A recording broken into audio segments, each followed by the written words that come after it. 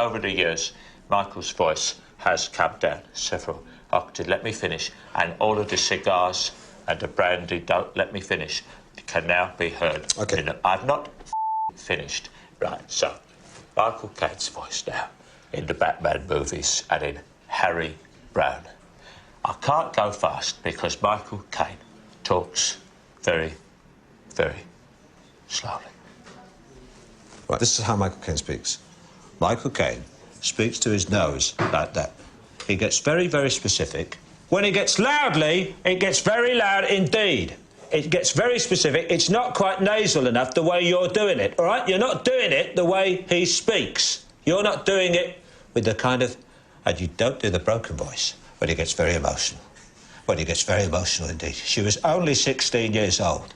She was only 16. You're only supposed to blow the bloody doors off. That's Michael Caine. TBTL.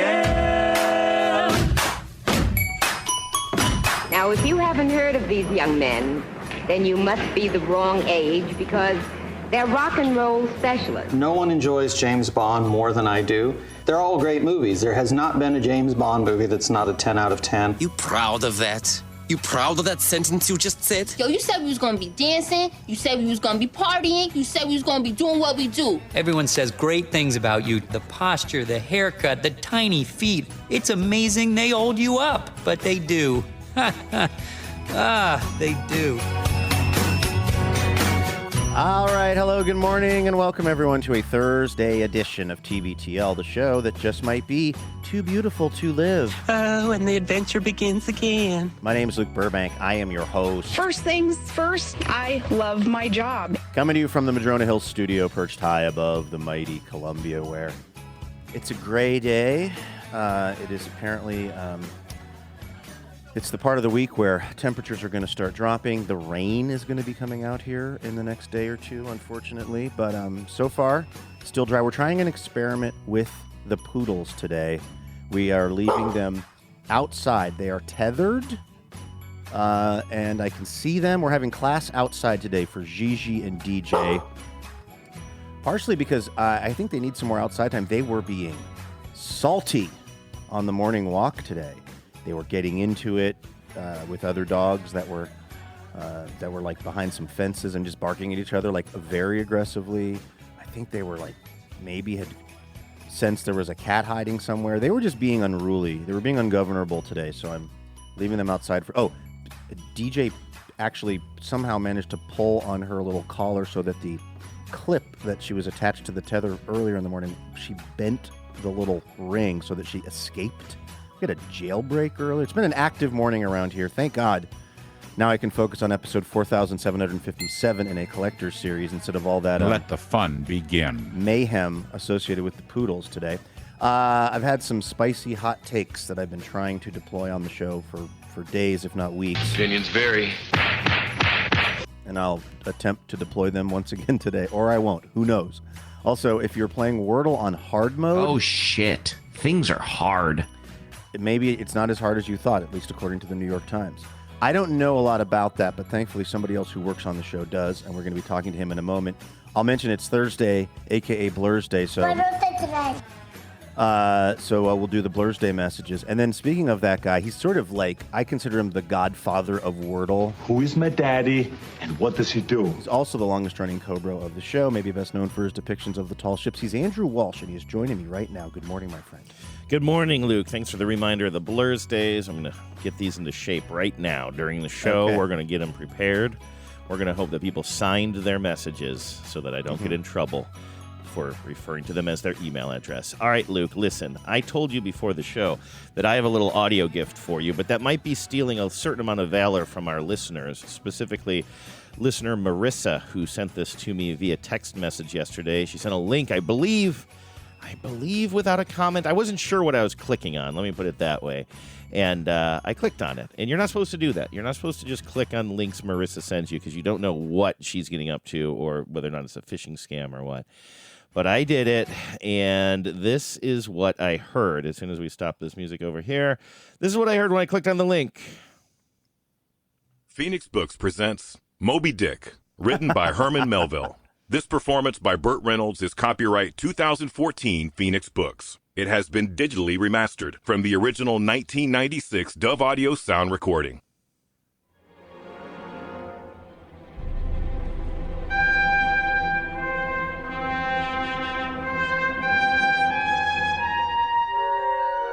Call me Ishmael. Some years ago, never mind how long precisely, having little or no money in my purse and nothing particular to interest me on shore, I thought I would sail about a little and see the watery part of the world. Whenever it's damp, drizzly November in my soul, whenever I find myself involuntarily pausing before coffin warehouses and bringing up the rear of every funeral I meet, well then, I account it high time to get to sea as soon as I can. If they but knew it, almost all men, in their degree, sometime or other, cherish very nearly the same feelings towards the ocean with me. There now is your... I know that the Your reason... voice is like a combination of Fergie and Jesus. I know the reason I'm playing this for you today is because you were talking on the show yesterday that you had heard that it was a interesting performance by one Burt Reynolds, but I couldn't remember why it was humorous. I thought he just wasn't up to the task as a book reader. I didn't realize, or I didn't remember, or I didn't put it all together that he was going into a full character that I've never read Moby Dick because, you know me, I don't know how to read. Mm-hmm. But Ishmael feels a little more chipper than I was expecting. I'll tell you that much. I'd say more Irish. Yeah, which I don't know. I don't know if that's maybe the backstory of that character. I've also not read Moby Dick. The closest I've gotten to it is, speaking of people who are kind of turning it into a book on tape, John Hodgman, friend of the show, has this. He has a newsletter, a Substack called A Secret Society. And one of the things he does on that is he reads a chapter of Moby Dick in his best Maine accent. Oh, okay. And that is awesome. Whereas what Burt Reynolds is doing there is, to me, a little confusing and distracting. So the most Moby Dick I've read is listening to John Hodgman narrate a few chapters of it. But so I don't know the backstory. I don't know if Ishmael actually like came over from County Cork, but like it's a, you know, this is set in the Northeast of America. Yeah, if I understand right, and it seems like an interesting choice. It also, so I had heard about this by listening to John Lovett of Pod Save America interviewing David Sedaris, and what John Lovett's critique of this was that Burt Reynolds apparently starts out very committed to the accent, as we just heard there. Yes, but then kind of would lose interest towards the end of the chapter. I remember and then you would saying that. What I'd really like to hear, and I don't want to give Marissa even more homework, and thank you, by the way, Marissa, for that, but what I'd really like to hear is the end of one of the chapters. Because I believe that's when, if the description that I've heard is correct, that's when we start to have, like, you know, Cannonball Run era Burt Reynolds maybe sort of work his way back into, or maybe Evening Shade. Wait. Is that a Burt? No, that's not Burt Reynolds. That's Gerald McCraney. I don't think I know what Evening Shade is. Evening Shade was was that Delta Burke? Evening Shade. What was the? Oh no, that's Burt Reynolds. Evening Shade. This is a movie or a TV show? It's a let's see. It's a TV show. Okay. Former professional football player Woodrow Wood Newton retires. Do you feel like this whole week, Andrew, it's me reading synopsises of things to you? This is like at least the third time this week where I'm just reading you the synopsis of something that we vaguely remember from our earlier lives. And speaking of, this is what got us on this type of thing yesterday. All started, you said vaguely remembered. I misattributed the movie that I was trying to reference at the beginning of yesterday's show. We played a clip of tape in our intro package of Diane Weiss saying, shh, shh, shh, don't speak, don't speak. And I attributed that to the movie The Purple Rose of Cairo, which got us on the whole Danny Aiello thing. Exactly. But our friend Phyllis Fletcher pointed out that is not The Purple Rose of Cairo. That is Bullets Over Broadway. I was speaking of Wood or Woody. They're sitting on the park bench.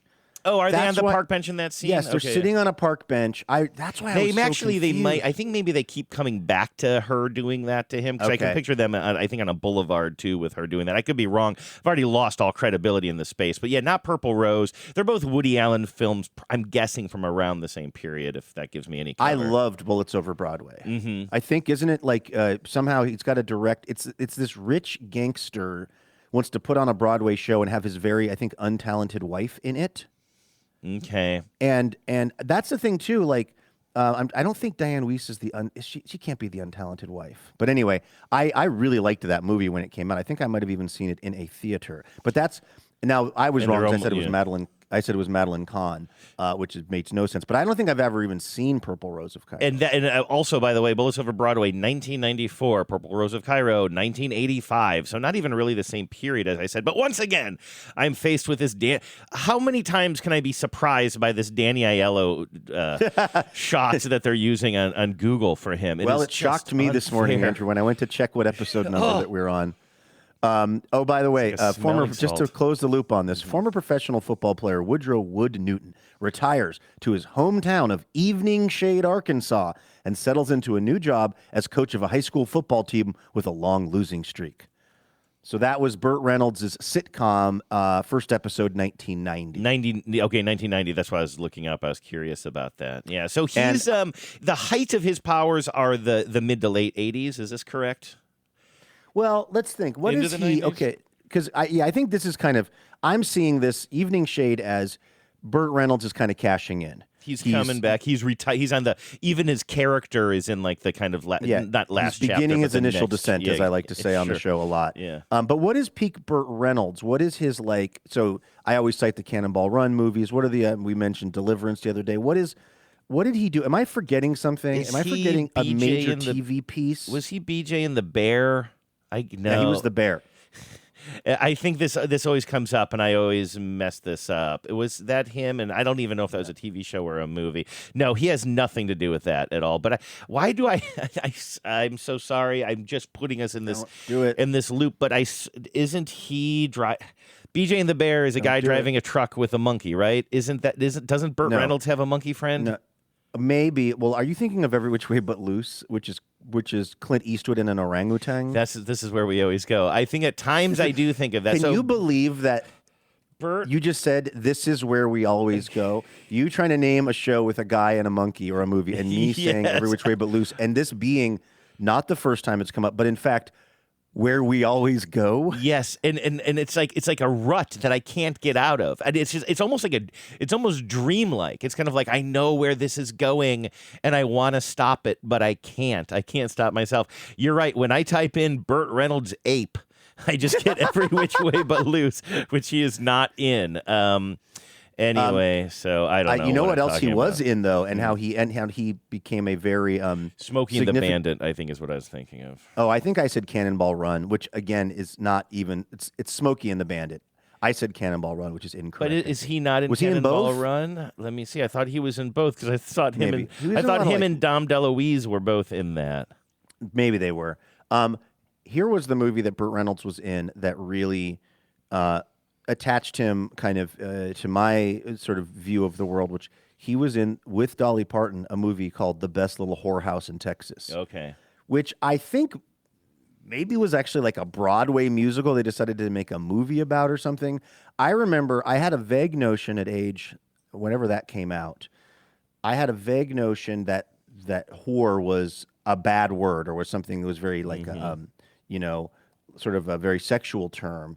And I remember thinking, like, how are they even allowed to make that the name of a movie? I still kind of think that when you say it. 1982. Okay, so I'm 6 years old, and I mean, I probably didn't see it. I certainly didn't see it in a theater. I think I saw it. In fact, I know exactly where I saw it.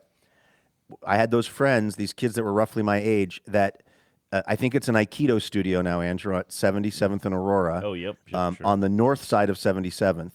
But it was an appliance store, and so they sold Laserdisc players and TVs and washers and dryers, and so they had some amount of Laserdiscs around. And I remember these kids that I hung out with; they were fairly unsupervised, and somehow they had the Laserdisc for The Best Little Whorehouse in Texas, and I was like, so I'm gonna guess maybe I'm 10 years old at this point, and I just thought like we're about to watch. Straight up extreme pornography. Mm-hmm. You're about to become a man. And it turns out it is very campy, very silly. There is almost no nudity. I think there might be the briefest, very, very, very briefest moment of of nudity that would not even get you in trouble on a European beach. Like, it's like the name made my childhood brain think that this was, I can't believe they can call this movie this, they can sell this movie, they can rent it, children can hold the Laserdisc. And then I remember watching it and being kind of let down that it was, I bet you anything, if I was a little older, I might even enjoy it more because, oh, by the way, Dom DeLuise, also in Best Little Horror House with Burt Reynolds. With Burt Reynolds, and they are in Cannonball Run, by the way. I can confirm that. When you look at his kind of greatest hits, you got Smoking the Bandit, The Longest Yard. Oh yeah, that was a big one. That's about a prison football team, maybe, I think. It says a sadistic Warren asks a former pro quarterback. Boy, Warden not unlike. Warren? Did I say Warren? I meant Warden. You said Warren. Oh, only because I was trying to figure out if he was in jail or not, and the warden thing was a sadistic warden asks a former pro quarterback now serving time in his prison to put together a team of inmates to take on and get pummeled by the guards. Now, this is the second time he plays a former football player, right? Because didn't Evening Shade get us on this? Yeah. So this would be I think the first time, the longest yard. Well, and the second time in my personal narrative arc. In Andrew times, yes, it's the second time. But exactly. that seemed to be that. Well, because I think he was a real football star in real life. Well, I think he was a college football player. Was the actual right? What you know. Burt Reynolds. By the way, and also Deliverance, which we talked about yesterday in our weird meandering. Is there a trying to football remember overlap thing. in that one too? Yes, I believe he plays a current retiring football captain. No, I don't think so. Oh, okay, that's why they're on that boat trip. That's right. He just wants to take some me time for himself. Then, of course, this list lists Boogie Nights, which is kind of the resurgence of him. That's 1997, yes.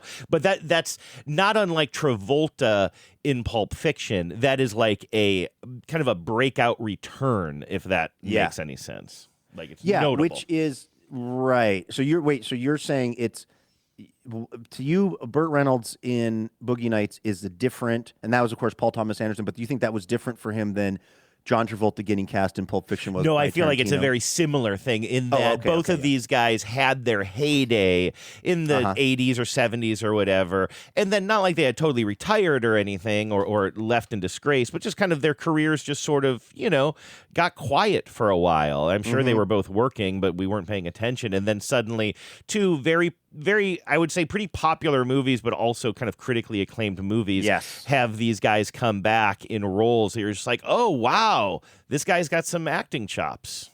Totally, and it was both, in both cases, these like kind of young directors, young auteurs who kind of decided, a reclamation project would be overstating it, but kind of like, let's do a little like reputational repair on these guys by putting them in kind of what are seen as more interesting highbrow movies. Speaking of Travolta, did you see what he was doing at the Cannes Film Festival recently? Tell me, because I knew he was really excited. He got an award. He got a Lifetime Achievement Award and was like really humbled by it, right? That part I don't know about. What I know about is that I think he directed a film. I think the story is that or maybe he's playing a director. He had a film at Cannes where God, I'm short on details. Oh, by the way, Best Little Horror House in Texas was an off-Broadway show, which makes so much sense because it's like, it's campy, it's over the top, it's seemingly racy, but it's actually at its core kind of just a sort of, silly musical camp. He was either in a movie or directed a movie where he's a director. Let me just tell you what he did. He showed up at Cannes wearing a beret and glasses. Oh, yeah, I saw that outfit. That was something. And that was all he was wearing at every event, in every interview. And he said it was because that's how the great directors used to dress. Oh, I didn't know that. I never got the explanation. Yeah. That photo of him is incredible. And he also is like, his hair, like there's something, I'm reaching back in my memory. He doesn't have a lot of hair on his head anymore, but he wears a lot of hair pieces when he's filming and stuff, I think. Okay, because I thought that photo also had like something that looked very fake to me, like either a lot of hair dye or something, but maybe I'm misremembering. Oh, well, no, because he grew a little almost like a Van Dyke goatee, but it's dyed very dark. That's what I remember, or yes. not even a Van Dyke. It's like what I would call a chin strap. It's like kind of like that sort of beard that gives you a kind of a more defined jawline. Although, to be honest with you, he looks quite fit anyway. But it's a weird-looking piece of facial hair that is also dyed really brown. Now I got eyes on it again. Yeah, that's what I was looking at. It's that beard that I was like, oh, wow, that's interesting. It almost looks like it's drawn on with grease pencil in a certain way. Yeah. But, now that you're reminding me that he directed a new film, maybe I was wrong about saying he was honored with a Lifetime Achievement.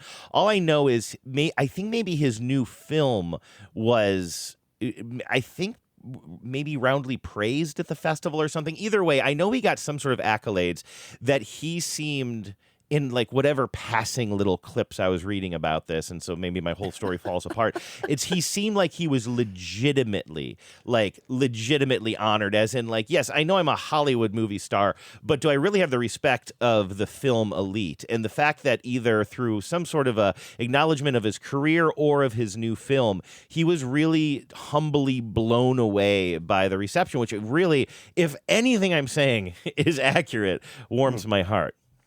There is a photo, because, the other thing about John Travolta is famously he can fly his own plane. And he doesn't just fly like your standard, like small private, jet, 10-person passenger jet. He, in his collection, has I think a couple of 747s that he pilot. Do you know this about John Travolta? The pilot thing sort of rang a bell, or at least it fits with what I know. He flies like his own 747. And what's incredible is in this People magazine article about his beret, which, just to give you the kind of update on that, he said the old school directors wore berets and the glasses, and I thought, that's what I'm going to do. Big day, big night in Cannes. Stay tuned, he captioned an Instagram video as he arrived piloting his own plane to the premiere of Propeller One-Way Night Coach on Friday, along with his daughter, who stars as a flight attendant in the film.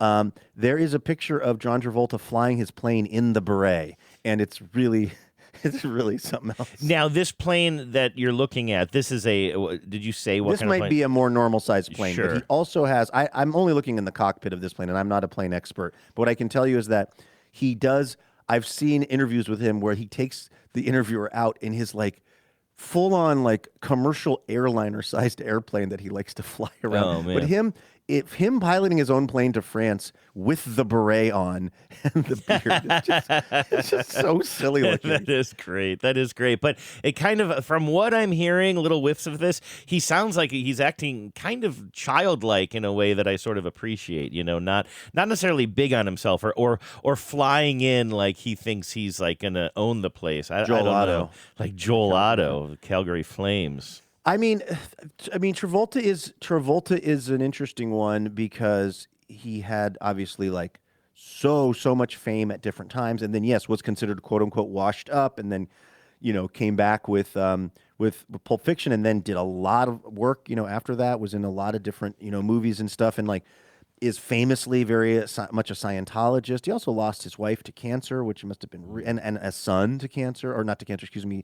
He lost a son. I believe that they had a child who was had some developmental disabilities, who lived into adulthood but passed away. The guy's really kind of been through it. Mm-hmm. Also, there were some weird allegations from massage providers saying that he was maybe being in. I mean, there's just been a lot around the guy. I just haven't spent a lot of time, I guess, thinking pro or con John Travolta in my life. But what I would say is, if he's humbly delighted by his honors he's getting, or just his film career. I know his daughter, I think, is in the film too, so that was, I think, a big deal for him to get to share that moment with her. So, and again, I believe anyway, if I have the whole family structure right, that would maybe be a kid that he had with his late wife Kelly Preston. So, anyway, I'm glad to hear that that John Travolta is enjoying Cannes.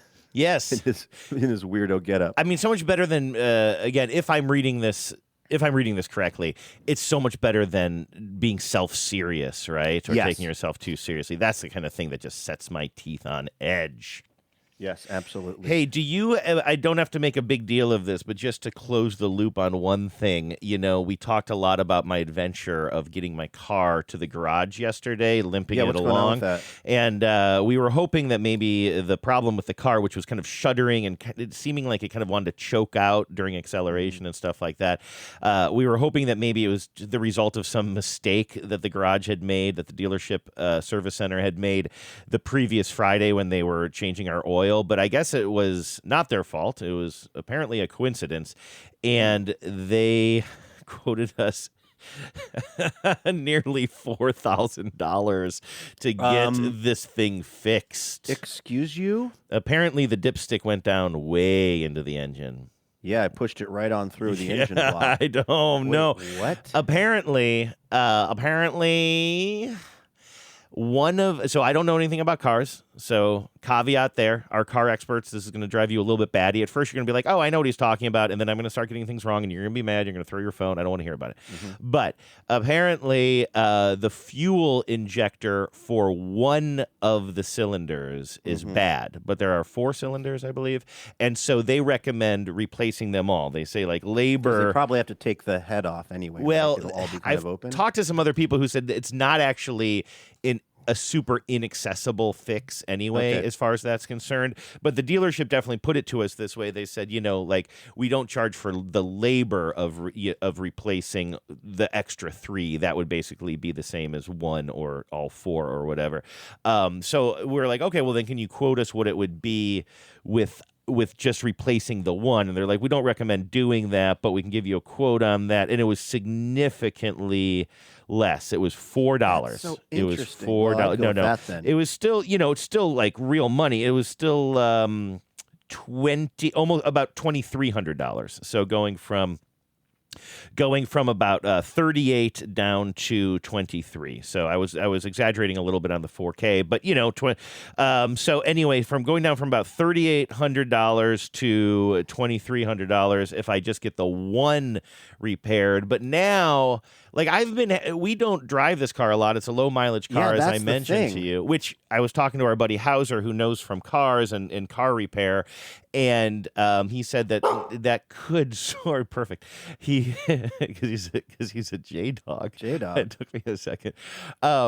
He said actually it sort of could make sense because you don't drive it all that much. Like maybe the gasoline could be or the fuel could be gunking up a little bit, which makes sense. But it's not like, it's a low mileage car, but it's not a low mileage car where it sits totally idle for months on end and then we take it on a long trip. You know what I mean? It's like we drive it, a few times a week here and there for a couple of miles or something. So we take it out for its walks or whatever. But anyway, so now what we're doing is Hauser recommended a garage that is a non-dealership garage in the area that he really, really loves. I've left them a couple of voicemails and have not heard back at all, which makes me think that maybe they're just too busy to get back.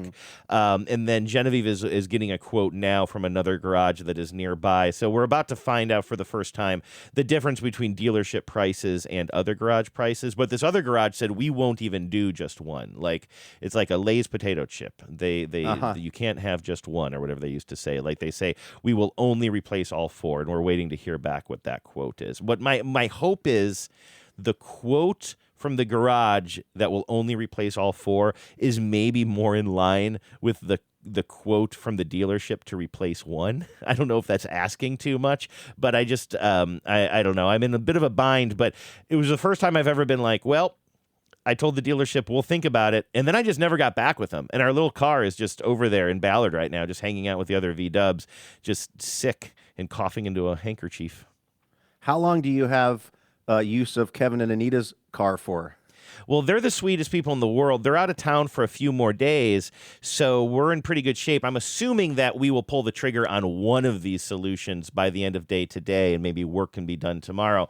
So we should have the car in plenty of time. We're going to give it back to him this weekend, but also got a note from Anita that said, hey, listen, I'm also going to be working from home a lot when we're back home, and so just keep the car as long as you need it, basically. So that's really, really sweet. Yeah.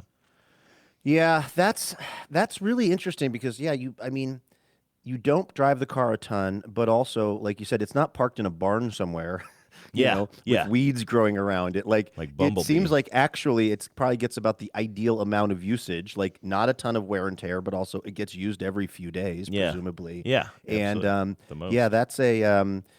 I am a little proud that, because I know nothing about cars, but when you describe what it was doing, I think I may have even used the word, that sounds like a fuel injection problem. And I know that's not the moral of the story, but like, I don't think I've ever been even in the neighborhood of right about what's been broken on a car. But the idea of it kind of shaking, because if you got 4 things that are powering this thing and one of them isn't working right, then it's just everything's gonna be off balance. Well, yeah, maybe it's kind of misfiring a little bit because, again, now this is where I'm always like, I'm about maybe 5% right on something, and then I try to reach for being 10% right, and then I go the other direction.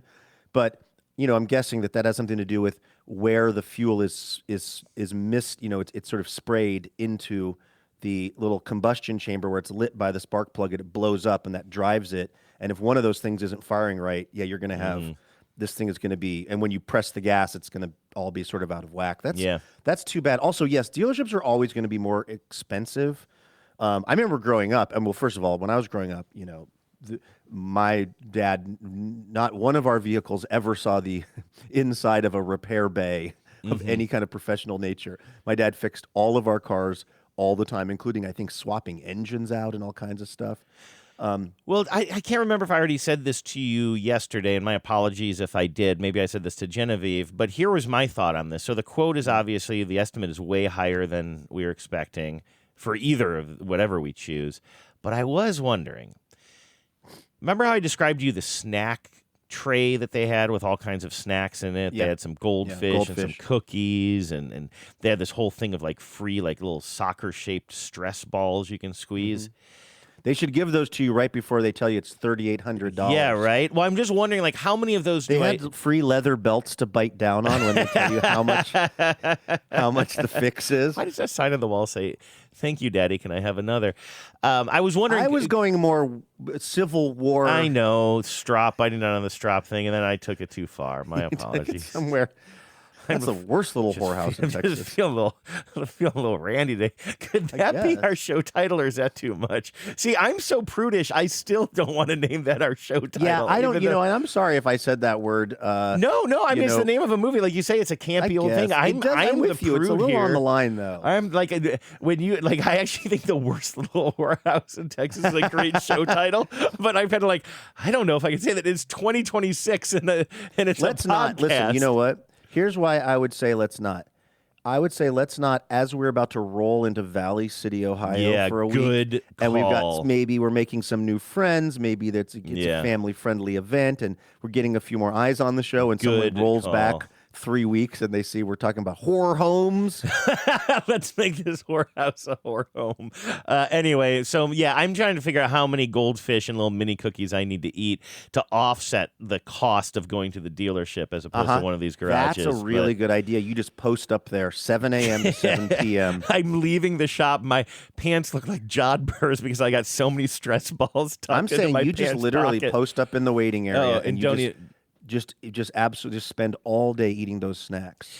Is it a until they either kick you out or they reduce the price of the repair, or they put up a little sign that says "snacks now 50 cents," or just anything to get me to stop doing that. Who's the cartoon character that just like basically unhinges his jaw and just can pour things right down his gullet? I feel like is that a Scooby-Doo type of situation? I don't think. I think the thing about Scooby-Doo is for being a show about ghosts and zombies and scary things, it was all very. I also had a semi-talking dog, so I guess that would be where you can't say it's rooted in reality. Yeah, but semi-talking. I don't know. Right. But Scoob also, I don't know if he ever unhinged his jaw. Maybe he did to put a salami, like a big sandwich in. Maybe I'm thinking of Splooch the turtle. I don't know. That's definitely who you're thinking of. So, I mean, the thing about having your car repaired at the dealership is it's always. I mean. Generally speaking, I think it's going to be a higher quality of work. It's going to be guaranteed. They're going to do it right. They're going to have the right parts. Probably be able to do it on a relatively quick turnaround time. It's just, you're just, like, let me put it this way. The last 3 cars I've had, I've only ever just had them. I've never, knock wood, I've never had any major stuff like this happen. So mostly it's been maintenance. But I've always just had the dealership deal with it, even though it's a little more expensive. But I think that's one of those reactions, again, to my childhood and my my 20s of always having cars that were breaking down, of like always watching my dad fix our broken down cars, of trying to find someone to help me fix a thing on a car, like never even taking it to like any kind of a garage, because that was just so expensive, let alone the dealership. So now I'm kind of like, now I think the pendulum has swung the other way for me, which is just like, if it's broken, they tell me how much it is to fix it, and I get it fixed. And like, I don't know, there's something about having a car that is broken and knowing that what you need to do to fix it is an amount of money you might not have. Now, I know you and Genevieve have the money to do this, but it's like, that goes to a very like, I don't want to say young place for me, but it was like, it feels like between having a kid at 17 and driving cars that were always breaking down and having no money, I would swear like 30% of my anxiety from age 17 to 27 was, is the car going to start? And if it isn't, or if it's making a weird noise, or if it's doing something weird, is this a repair that I literally do not have the finances for? Or I'm very stressful. Or am I going to get where I need to go? How long is my trip? What kind of roads am I on? Am I going on the highway? Where will I break down? I broke down so many times in my little 1986 Dodge Caravan when I was in high school and college, and you just kind of rolled with it. And I'm absolutely with you, Luke. Like, I consider the dealership thing, this is the only time we had bought a used car from a dealership one time, but this is the first new car we ever bought, and I think it's the first time we've ever like returned to the dealership and just kept our care under one roof. And again, it's because it hasn't needed a lot of work, because it was new. At first, it was just the easiest path to go. And there is something, it's like a luxury to me. Like, it is like, I know I could probably save money by shopping around and going to this garage or that garage, but there's something that's kind of nice about them sending you emails every now and then and saying, hey, we're still keeping an eye on your car, and it looks like you're about in need for this. And of course, it's a marketing thing, and you can choose that or not. But like, I don't know, they sent me a little video of the underneath of my car yesterday while they were giving it the old inspection before they actually looked at the thing. And like, did that do me any good at all? No. But it did sort of feel like this little service that is like totally... Hello. What was that? Sorry about that. Oh, that was not a thing that I didn't get. That was just... No, that was not a drop. That was just the internet started playing a sound effect. Okay. But anyway, yeah, it definitely feels like a luxury and a little bit of a treat yourself thing by staying with the dealership, and a little bit of adulthood again, as I'm 49 and I don't have to sweat every little repair. It just felt like a little kind of treat, but this may be breaking that. And I think Genevieve and you know that Genevieve is really keeping an eye on the bottom line. She's just kind of like, I don't think that we're dealership people anymore, at least with this car that's going on 10 years old. I would say there's a 50-50 chance that you're going to come outside and she'll have the thing up on blocks. Yes, and right. She'll have YouTube going on her phone, and we'll have half of the crankshaft removed. Right, and for some reason, camshaft, crankshaft. I'm not sure. The what do they call the full chain warranty? No, what is drive train? Drive train. Right. That's what I want to do when I grow up. Drive train. I actually might, the thing is, I might stop. I could stop taking my car to the dealership now for maintenance, because I just got past all of the basically I prepaid all of the maintenance on it for I think like 5 years or something. And I just, because I was leasing this car, and then when my lease was up, I just took the option to like sort of buy it, to just continue to, but instead of leasing it, I now own the car.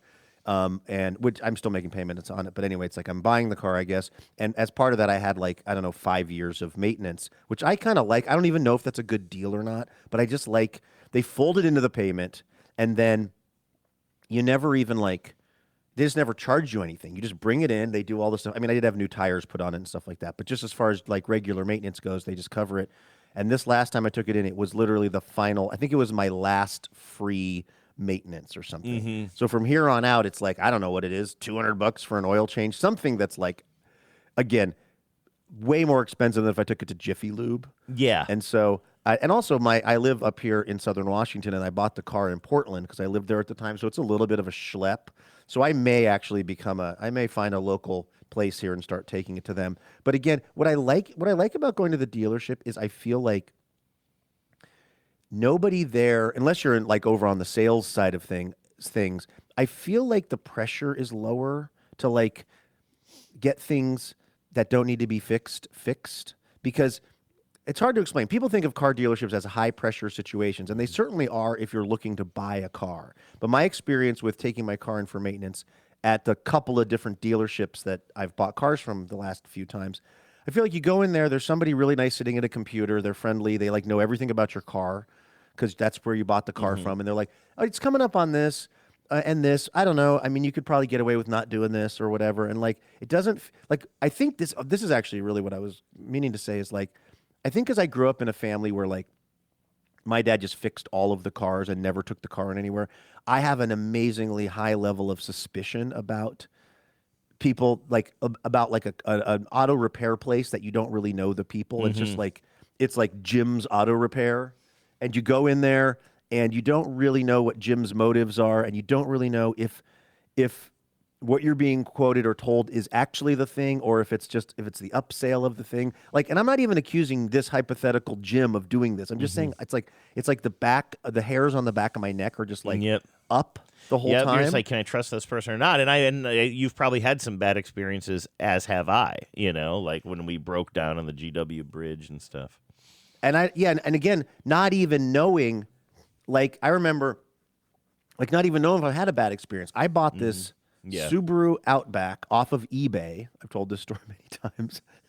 I had ridden in someone's Subaru Outback at some point, Subaru Outback, I think Legacy, and I just thought it was so nice and so like luxurious. It had leather seats and it just felt comfy, and I was like, this is an amazing car, and I got in my mind that I really wanted to buy one. But of course, I didn't really have the money or the credit or the whatever to go to like a normal dealership, and maybe I even could have. You know what I mean? This is like my brain was so malformed around a lot of normal adult behaviors because I grew up so poor and with so like we just never did. You'd never go to a car dealership and say, "Let me look at some cars. Let's run my credit. Let's see what I qualify for." Like that was just never how cars were acquired in my family. It was like, you met some guy in a parking lot and you brought the $500 you're willing to pay him and that kind of a thing. So where do I turn? I turn to eBay, where I find this Subaru Outback Legacy in Stormville, New York.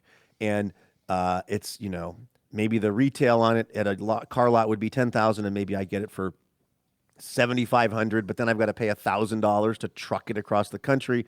I didn't have the money. I cashed out my first KUOW 401k. To get the money to buy this Outback. It gets trucked all the way out to Seattle. I get it off the truck. I drive it. I'm actually driving it to Bellevue. I think maybe at a Microsoft gig or something. This is day 2 of me owning it. And it starts doing exactly what you're describing. And it starts bucking. It's an automatic. It starts bucking when I'm driving it on 520. And I limp it into a Midas muffler place, which is, again, not even like, that's not a place I'm bringing my car for a major auto repair. Like, that just seems like where you go to get your oil changed or something, or maybe your muffler as is in the name. But I'm with you though. Like that's they can do you assume they can do a few things, but also you're like, well, I know nothing about this, but those people are wearing overalls and they can at least. It's a good place to begin right now. It's like getting your family Thanksgiving dinner from Chipotle. It's like they sell this thing, but it's kind of not where you go for this. Like it is poultry, yes, massive engine overhaul. So I limp it in, and this is the Midas on Rainier Avenue, right by that bowling alley that we used to like to go to, and then for me to occasionally fight the manager at. And then become best friends with the manager at. And this guy the guy who runs the Midas or whatever is like, yeah, it's, you know, same thing. He's like, the engine is blown. It's $3,000. This like $7,000 car I bought on eBay, I drive for 1.5 days before the engine blows out. Oh, my God. And it's like, I mean, this is exactly why you don't buy a car on eBay and have it shipped across the country. And I mean, to tell you that I was devastated in this moment, Andrew, I mean, that was like, I now have this car that doesn't operate, that I'm out $7,000 on, and I don't really have the $3,000 to fix it. I mean, I really don't. Like, I cashed out a 401k to get this car. And I like emailed the guy, because this dude was like selling cars on eBay. He kind of had like a little, almost like an online auto lot going. You know, he had different vehicles for sale. And I don't even know if I was threatening or if I started with, you know, a sort of more pleasant approach, but I just basically said, look, this car blew up when I got it, and like, you got to pay for this. And insanely, He said yes. Mm. And I remember sending him the bill, and he refunded me the amount of money. It might have been his online reputation if he had more cars to sell, you know? I think in a bizarre way, that ended up actually saving me, because if it was if it was just like an Aurora Avenue kind of slightly crummy used car lot that like sold me a lemon, what am I going to stand out in front of them with a sign? You know what? By the way, I want your take on something. It didn't occur to me to have you weigh in on this, but you would know this well because you know the part of Aurora that I live on and near and traverse. And you know that it's always fascinated me as a business, but I guess it's just a used car lot right on the corner of Aurora, the eastern corner of Aurora and 135th. This would have been for you where the Kmart used to be, right? And what is now the Sprouts. I know exactly what you're talking about. But you know the car dealership, the building is a big round building. It's physically just a big round that's been there that was there my entire life. That big round glass thing with cars parked in. Kind of interesting, right? And I was cool design. I was taking a left-hand turn on Aurora, kind of sitting right next to that building yesterday, which is to my left, and I had realized, like, oh yeah, they've kind of closed up shop and have like maybe 6 months ago or something. Maybe I'm exaggerating on the timeline there, but the past several months I think it's been sitting empty, but it hasn't gone to seed. Like they kind of have put some like plastic over those giant windows that you're talking about. There are no cars visible, but I'm sitting there thinking like, boy, what a fascinating building, and whoever decided to build this, you know. And sometimes I think back to like before Aurora became what it is today, which is known kind of for like, you know, crime and some seediness and stuff around that area. It was like a version of the Route 66, right? It was this idea of, the automobile is, and these highways and byways are bringing the country together. And so Aurora was kind of part of that with like hotels along the way and probably a lot of cool neon and whatever. And this was probably one of those buildings that harkens back to that time. And now I'm sitting there looking at it. I'm like, well, if nobody buys it to sell cars, could they raise this building? Because it's kind of cool. Sure they don't. Yeah. Yeah, my whole childhood growing up, if you were driving up or down Aurora at that thing, you'd look, that was that big round glass kind of auto showroom was cool. I mean, because the history of Aurora Avenue, of course, is that it was there long before I-5. It was Highway 99, and it was the one way through Seattle. So you had all of those motels just thriving in the, I don't know the exact area. I don't know when I-5 was completed. But yeah, then the story on it was once they put I-5 in, all of a sudden 99 really slid down the list of sort of like relevance, and a lot of those motels kind of fell into disrepair. But yeah, there was I want to say, I don't know, go 1950s or whatever, kind of where you had a lot of cool stuff along Aurora because, again, it was how you got through town. So I sure hope they don't tear that down. Me too, man. I mean, Thon is coming up. I mean, is there any chance we relocate TBTL HQ to the big round building on the corner of Aurora and 130th? That would be much like doing the show from Liverpool Elementary School in Valley City, Ohio. That would be, for me, other than moving it down, other than us taking over that Aikido building where I once saw the best little whorehouse in Texas. Or the chocolate building where your dad's sign shop Chocolati, used used to be Signworks.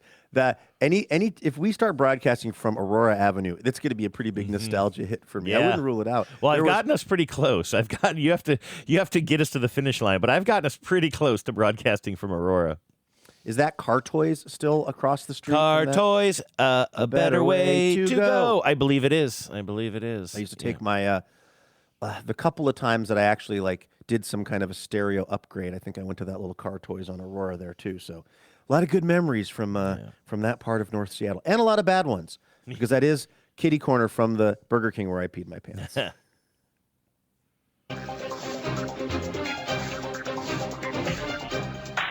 Hello and welcome to Top Story. All right, just quickly so we can clear this off the list. I don't know, a week or two ago, we got on the subject of that Subway Takes show. I think because the guy who hosts it has a new show and he's been doing a lot of press, and I was just kind of seeing him in the media. I was talking about him a little bit. But then you asked me what my Subway take was, and I couldn't remember one, and then I made a joke about bread and tearing the bread out, and then that joke was continually made for another few days. And then the other day, I remembered like two things that I think I don't think they would even work on Subway Takes because I don't have them fleshed out enough, but I just thought I would throw these on you. My two of my Subway takes, two of my hot takes. One is I think that when someone is taking a photo of either just you as a person or maybe a group of people, when someone's kind of just taking a picture like, hey, everybody look over here, or like whatever, when someone's taking a picture, I think the least interesting thing you can do is give a middle finger to the camera. Mm-hmm. I think it's one of the most boring. It's to me, it's the height of irony, because it's obviously offered as an edgy move, as a like, get out of my face move, or as a like a I'm over this move, or as a like, it's just, and yet there's nothing less edgy or less interesting. It's such a, I would rather you absent yourself from the photograph. I would rather you just say, no, don't take a picture of me. Or you, let's say it's a group photo, and you just like, maybe you just go stand slightly outside the frame. I think flipping off the camera is the boringest thing you can possibly do in a photo. I would agree with you, except I would change the adjective. I would say cringiest, maybe, not boringest. You know what? And maybe that's a this topic has somewhat come up on the show before. And by the way, I think that something happened where there was a time people did that. I don't know if that was like a rock and roll thing in the 80s, or maybe like a Gen X thing in the 90s. I feel like it went away for a long time, but then kind of had a resurgence a few years ago where people were kind of, and maybe when, so you agree with that. I don't have any data on that, but I will repeat a story and I'll try to keep it short.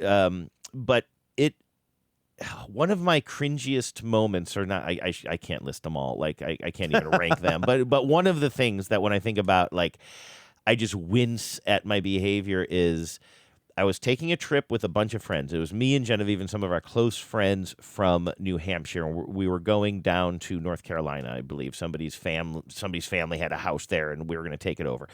And I had never really traveled with friends before. It was fun. Like, my memory, a storm actually ended up kind of rolling in, and it was one of those things where it was a trip where we had a lot of fun, but also, you know how it's kind of bonding sometimes when you have to, like, give up one of your days of vacation just to all stay inside and, like, kind of figure out how to cook everything in the house because a big, hurricane-level storm is rolling in off the coast. It was just, like, so many, like, happy memories of that trip.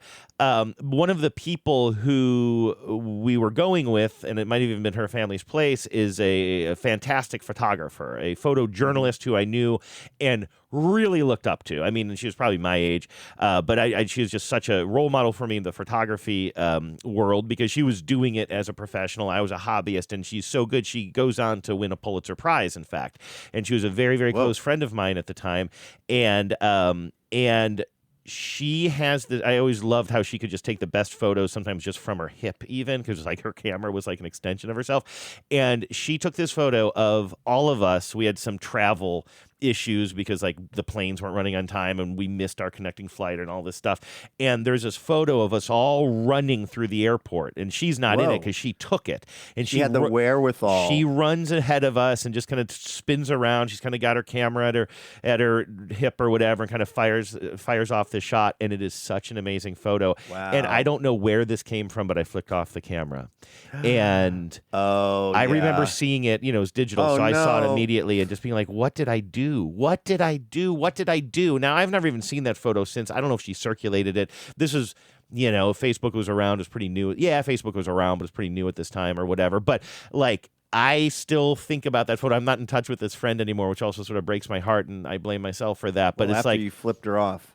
Yeah, exactly. And I just ruined like this amazing photo by a friend of mine who's like my favorite photographer in the world. And here I am in one of her photos, and I'm flipping off the camera. I think I said flick before. I can never remember. Well, I can't ever decide if I guess I'm going with flipped, because you think about you flipping it open. Yeah, yeah. But certainly we used to say flicked off too. Yeah.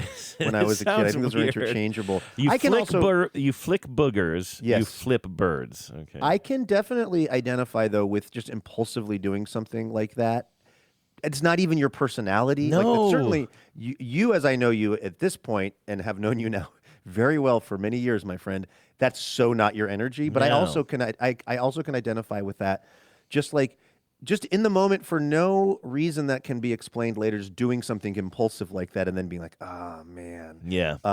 My second hot take, which I've talked about on the show before, but it was brought back to my mind recently for some reason, which is unless the announcement is we've lost all of our engines and the plane is going down, I do not think there's any reason for there to be any announcements over the PA of the airplane. There is no useful information that is being transmitted that people do not already know. Now, I do think if you're in the exit row, the flight attendants should come up to you as they do now and kind of check in. Is everybody comfortable opening that door if we need to? Here's the instructions of how to do it. And now granted, I obviously fly a lot, so I'm pretty aware of the spiel, but I do not think there's anything that they're saying to you, because here's the thing.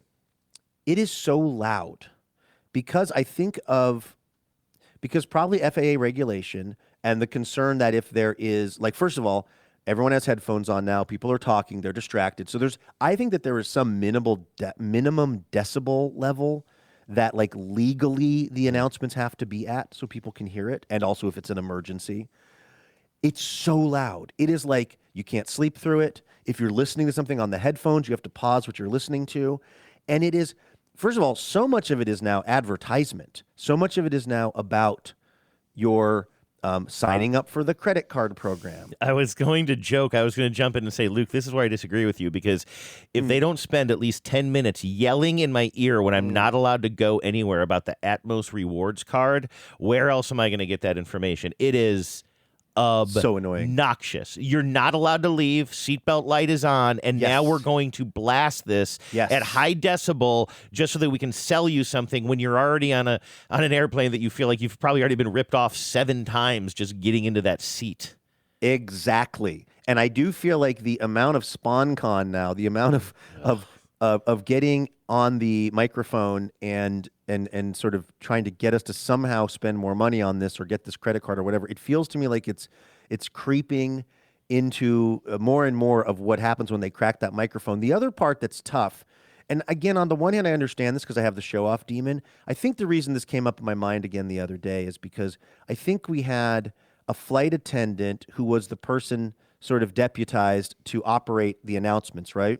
And she was very clearly a person who just liked being on the microphone and said everything. Because there's the stuff that they are reading. There's obviously the script, and that has to do with the safety procedures and things like that. But and that is what it is.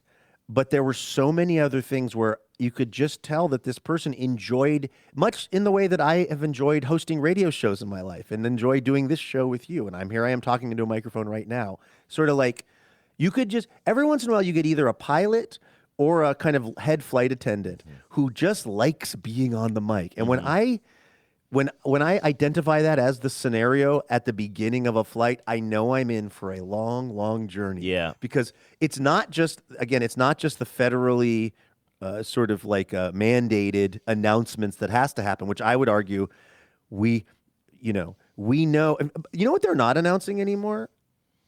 Did they just stop doing this? In the case, in the event of a water landing, your seat cushion will act as a flotation device. They don't say that? That's not part of the spiel? They don't say that anymore. Really? I didn't notice that. It just slowly, quietly backed into the hedges like Homer? They just got rid of that. I don't know if that's in the safety, like if it's on the safety card, and maybe that they now feel like you can just say, look at the safety card for your...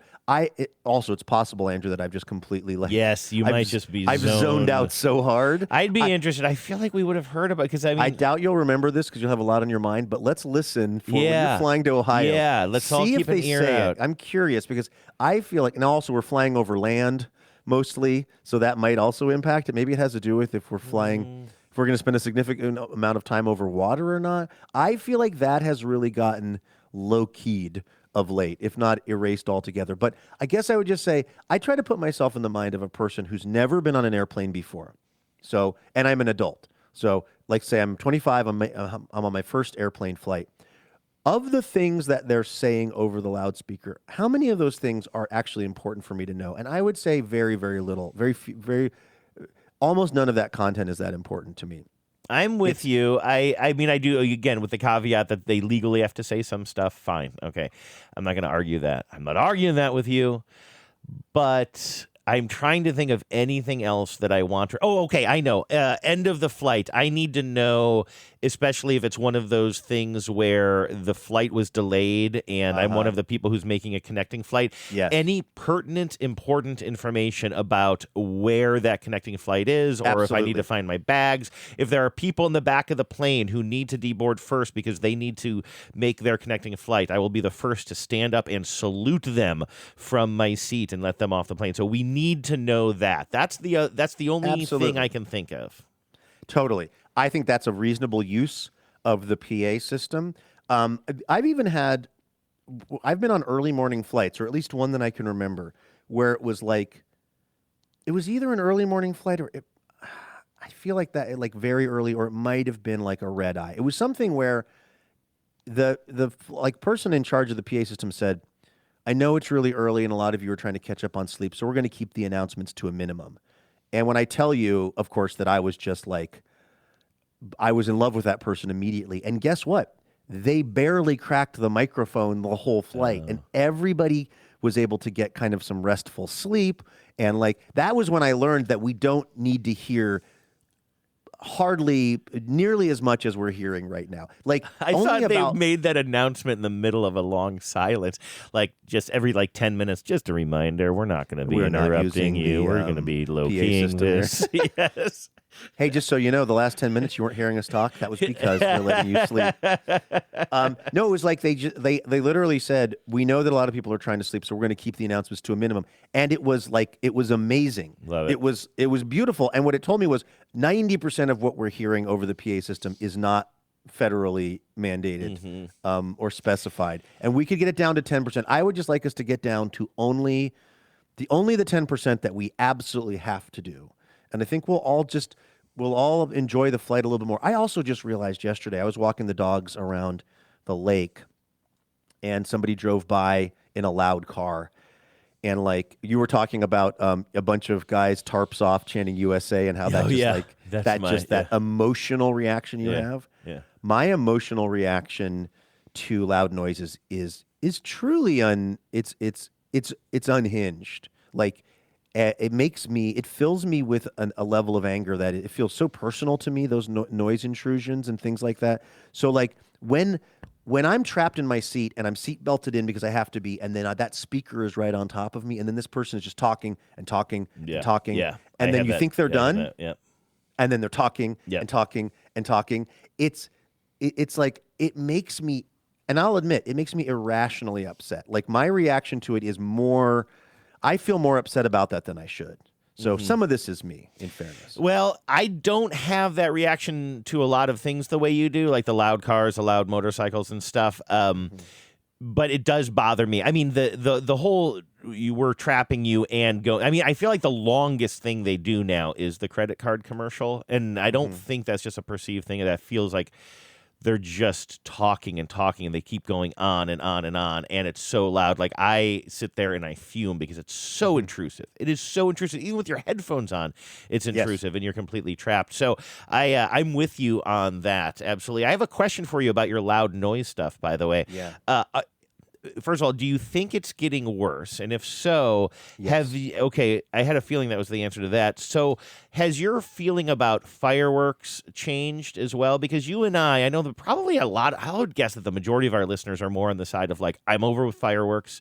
They disturb my dog. We don't need them, and they're just noisy and intrusive. And I have a lot of friends who feel that way too. I don't argue the point with them. That is a totally valid point, but I just still like them. Like, if they're going off, I get excited because there's something in me. Has that changed for you? Because I know you used to love it. You used to like to do a little roundup of fireworks yourself, right? And go blow those babies off. Yeah, here's where I'm at with fireworks. Like I told you that the first night that DJ and Gigi were here, there was some kind of a loud, firework that went off, and DJ just kind of like calmly and slightly meekly walked into the bedroom and just like stood next to me. And of course, that made me feel very sad for her and a lot of empathy for her.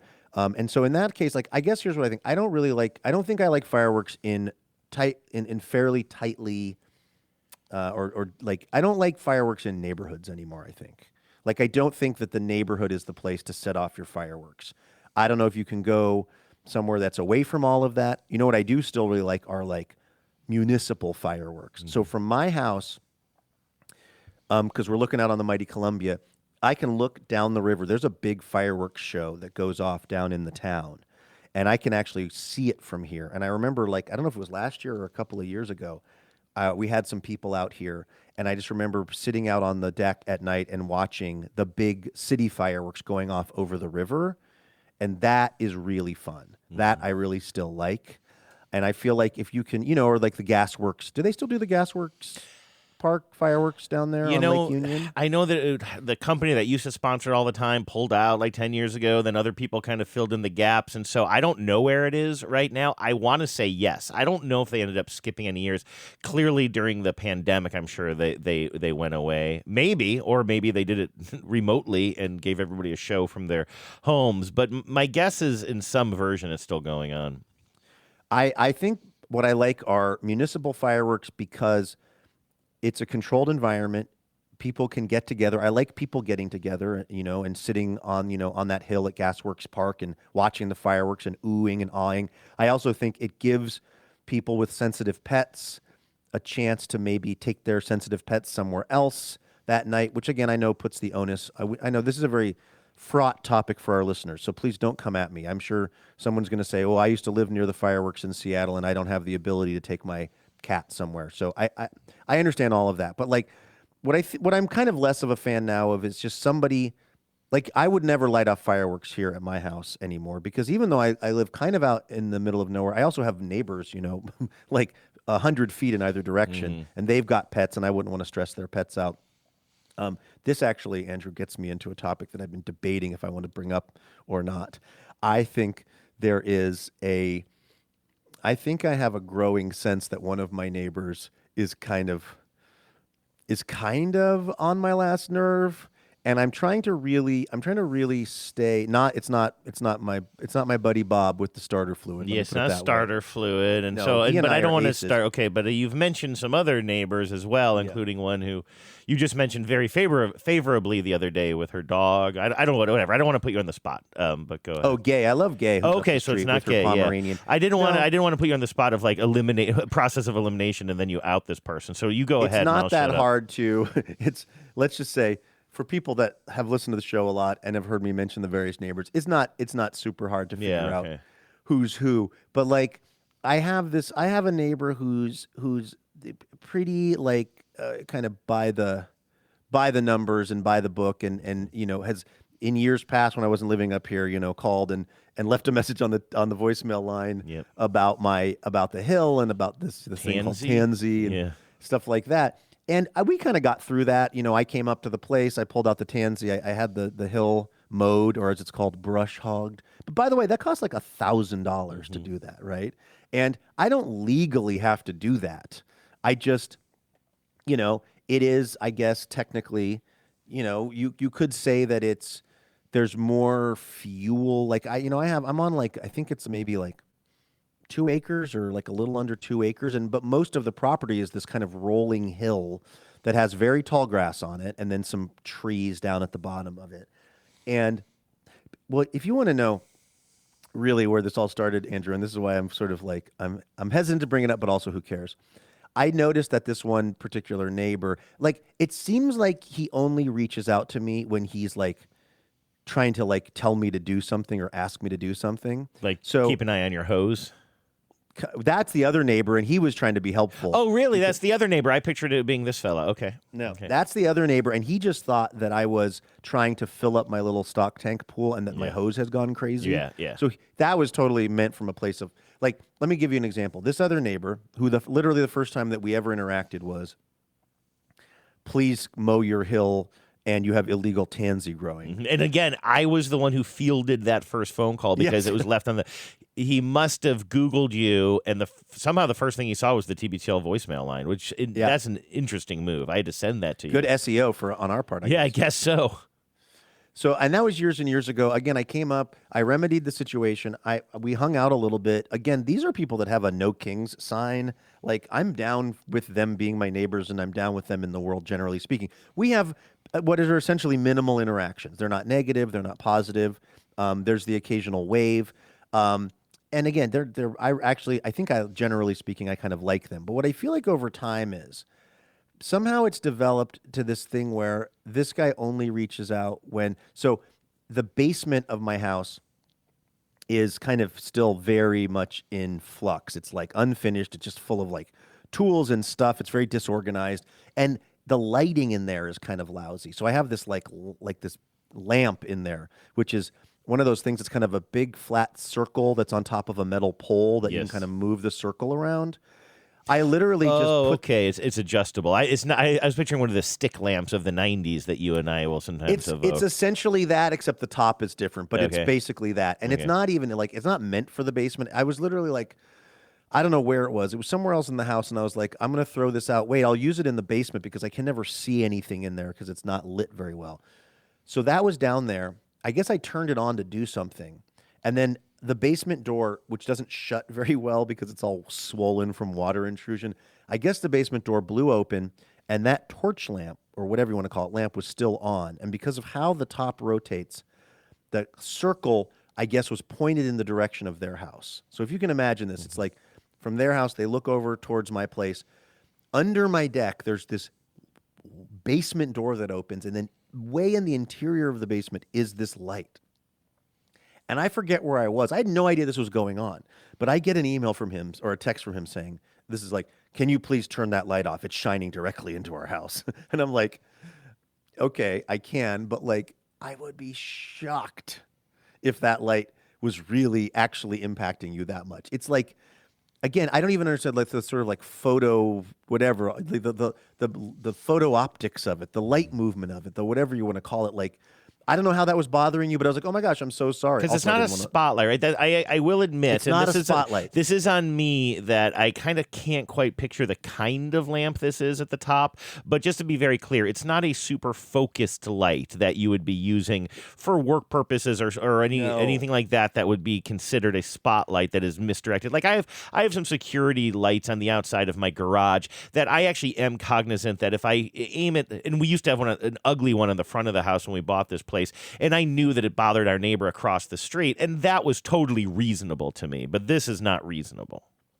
I don't think, I mean, yes, this is not a spotlight, it's not a security light. It's literally like a lamp you would have in your living room, and again, it's like a torch lamp, except the top of it, instead of being that thing that we're picturing. Yeah, why? Kind of that point to the ceiling. It's like a flat disc. Okay. That is it's a flat disc that's all the lamp. It's all the illumination, and you can move it around. Okay. Yeah, I can sort of picture that. Yeah, I know what you mean. It's on a swivel, so the light itself is on a swivel. And again, it's just little things like that. Like, and I turned it off immediately. Also, I'm glad that I learned I was wasting energy down there. Like, I don't want to leave it on, but I also feel like I can't imagine this was really that upsetting. But it's like, okay, fine. And I'm like, oh my God, I'm so sorry. And I run down and turn it off, you know? And then it's like, when's the next time that he reaches out? It's like, I saw him and he had a big, like a big brace on his arm, like he'd maybe had a surgery or something. And I texted him, hey, looks like you had maybe an arm surgery. Everything all right? You good? You need help with anything? Everything all right? And his response is just, yep. I was like, okay, well, I thought that was neighborly of me to inquire. And then I said, oh, hey, by the way, just so you know, you know what it was? I wanted to hire, he had some guys working at his house, and those were the guys that I wanted to hire someone to do some weed whacking around here. So I texted him, hey, could I get the number of the people working on your house? And he just sends me the number. And then I said, by the way, I'm going to try to get my hill brush hogged when I can find someone to do it or something. And his response is, glad to hear it. Mm-hmm. And I'm just like, you're giving me nothing here, bro. That may be a text thing, though. He's not. I'm guessing that he's not sending you other texts that are super verbose as well. Like he might just be that might just be his style of texting. I think it's also his style of talking. He's like a serious guy who's just from an older generation than I'm from. Mm-hmm. He's not nearly as verbose as me, but I think you're right. I think some of it is just texting energy. It's not that he's necessarily irritated. It's just that he's a person who doesn't see the need to waste extra words. I mean, it sounds like a very New Englandy thing to me, having lived up there in a while, dude. And it's like he's like he's older than me, but he's just like a big guy still. He's like probably like 6'4", very upright posture. Like I think maybe former military. I think airline pilot. Like just kind of like a imposing dude who's wears a beret. glasses. that? Wears a beret, glasses. Has sort of this. Flies his own plane. Yes. Okay. Yeah. No. You know what? I'm starting to picture this guy. But so then yesterday I had the guys come out and they did the weed whacking project that I was hiring them for, and I don't know if this is what sort of like inspired him or not. But then like I just get a message from him. So I've already told him I'm going to try to get this big hill of mine that's all this tall grass. I'm going to try to get this thing, dealt with. You volunteered this too. He wasn't writing you about it? I volunteered that a while ago, and he said, glad to hear it or something. Yeah. But he then says, he goes, and I would actually like you to interpret this message because I think I'm being sensitive because I didn't get the response I wanted about the arm surgery. So I think I'm kind of being overly sensitive. It's like everything is now sort of being tinted or colored because of the collection. I feel like I'm instances. trying to be Mr. Nice Guy, and then I feel like the responses are very curt, and then the responses are often it feels like him telling me that I need to do something. You know what I mean? Here's what he said yesterday. Apologies if you think I'm overly sensitive about fire danger, but your neighbor. Oh, this is the other thing. He doesn't like the guy who lives on the other side of me. Oh, they don't talk. Now you're literally in the middle of them. Wait a second, though. I'm literally in the middle of these two. This text message is interesting because I said, oh, maybe he's just the type of guy who is not verbose. This is starting pretty verbose. I mean, it's starting with a dependent clause. Like, what are we doing here? So this guy does sometimes lay it on. Okay. Yeah. And that's why as I'm reading it here, I'm kind of questioning. I'm interrogating my own feelings about this because I think I got my feelings... I felt a little rejected like 5 messages ago, and I think it's just been simmering. I think I've just been kind of, here's the other thing. Here we go. So I was, my friend Spring was over, and I was telling her about this old road that runs at the base of my property and my neighbor's property. It used to be, it was called Old Military Road. It was the only way you could get from Portland to Seattle.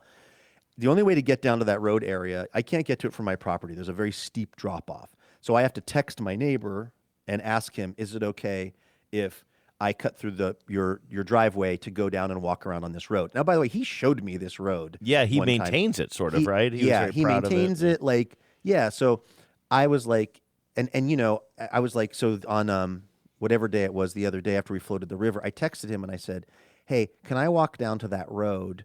Would it be okay if I go down your driveway to show my friend that road down there? And this was his response: okay, but leave the dog behind. Really interesting. Like, okay, but don't. He also doesn't realize that there's 2 poodles. For just one. But this is interesting. Okay, but leave the dog behind. I don't like that. And also because have you guys had any conversations about these dogs? Has he met the dogs in person, or this is just like, oh, I'm just doing my neighborly stuff, and I see you have a dog. I've never said anything about the dog. I've never petted that dog, but just leave the dog behind. I don't like that. I've never texted you about the dog. We've had no interactions.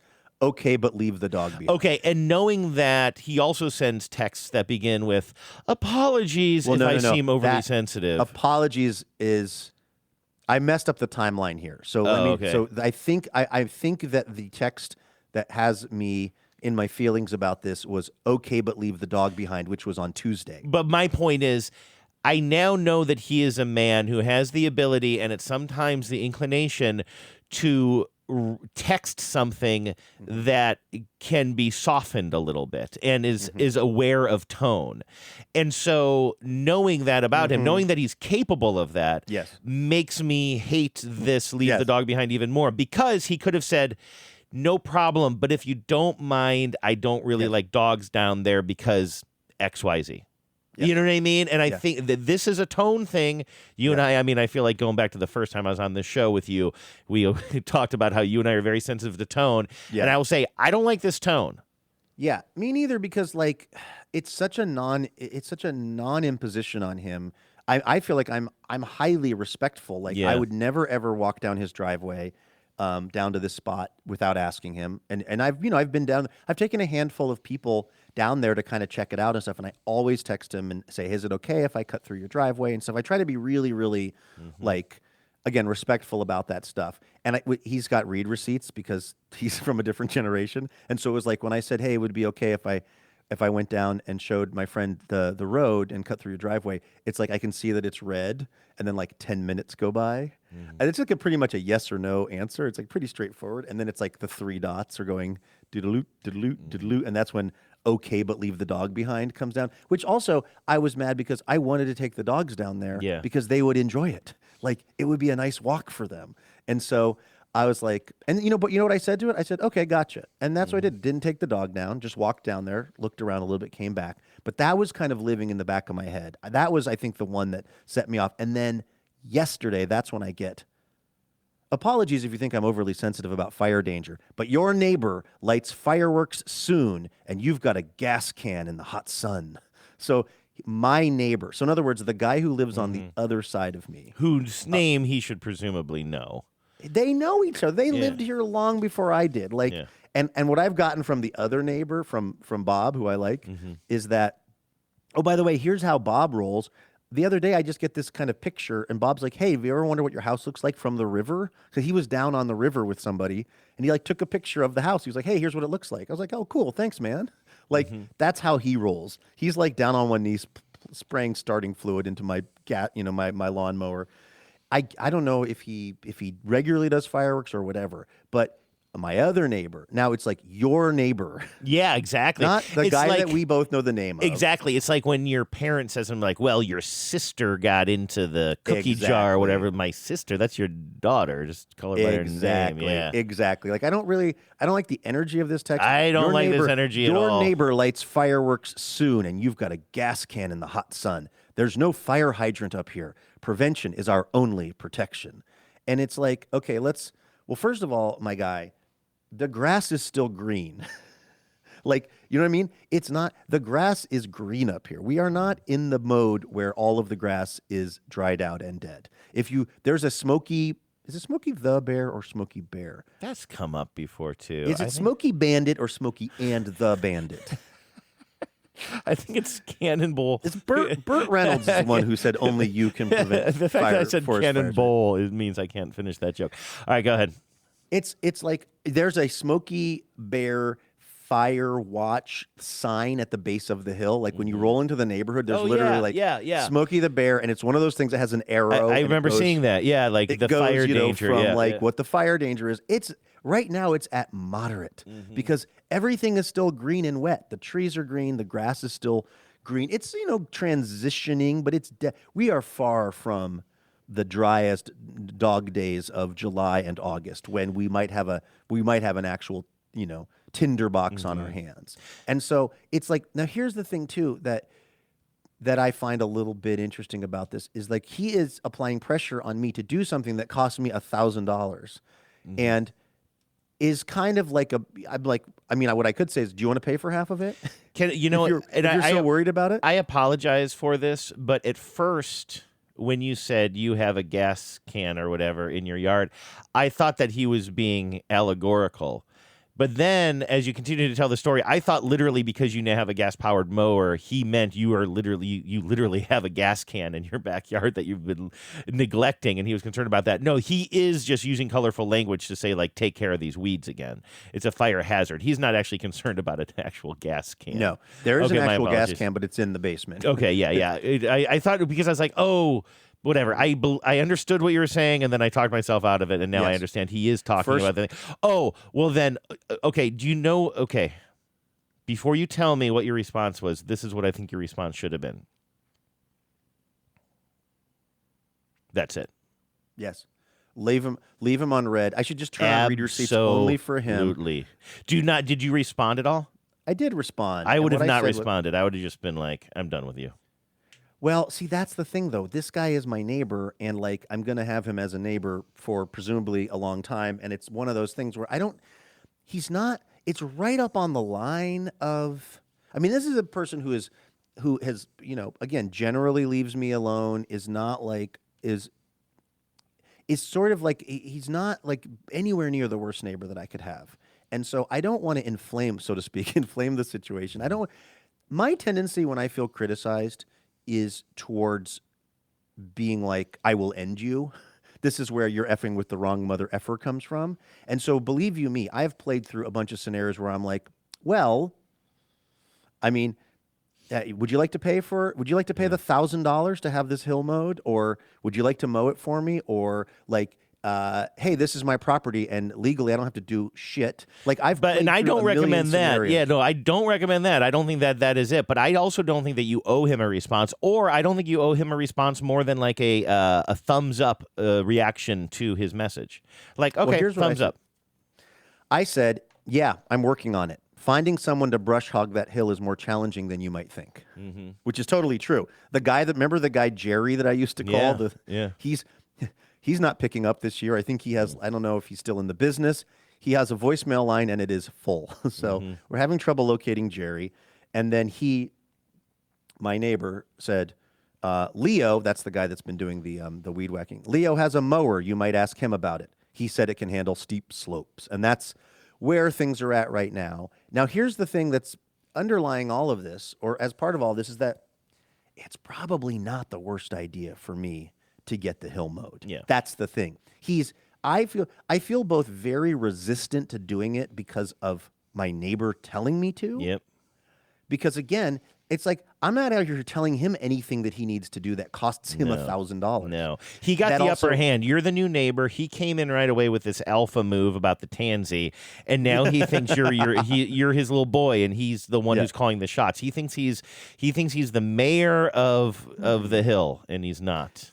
And the thing is, though, also it's probably not the worst idea because I spend time thinking about, well, what would I do if a fire started ripping up this hill? Because it is at the end of the day, and come the drier months of July and August, it really is a big, giant fuel load, as they would say. It's a big hill of long, dry grass that if something got into it, could be a problem.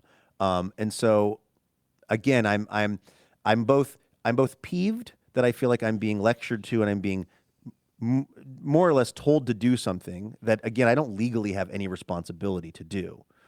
But also it's probably not a bad idea. So I'm really in the middle, and I also want to be kind of like, I want to kind of let him know that I'm not gonna take his bullshit, but I also don't want to escalate things for no reason, because generally speaking, I think I'm just better off. I'm better off being on good terms with my neighbors as much as I can be. There's no reason for me to escalate this. Although, again, a lot of me wanted to be like, hey, buddy, why don't you worry about your property and I'll worry about mine? Like, that's kind of what I want to do. But I also there's just no need for me to make things more tense than they need to be. No, I don't think you should make things more tense. But I guess, I'm just sort of getting some echoes of a relationship I'm in. Say a business relationship that I'm in right now, where I was like sort of letting somebody guide me for a while, and now I'm done with that. I'm like, no, I'm paying you, and I think I'm going to stop just assuming that everything you say is the way things are going to go. And but it's also in my best interest to keep the relationship, friendly and, in the same way it is for you. So I'm not suggesting that you say, hey, listen here, bub. I don't think you should ever start a text message to any of your neighbors to say, listen here, bub.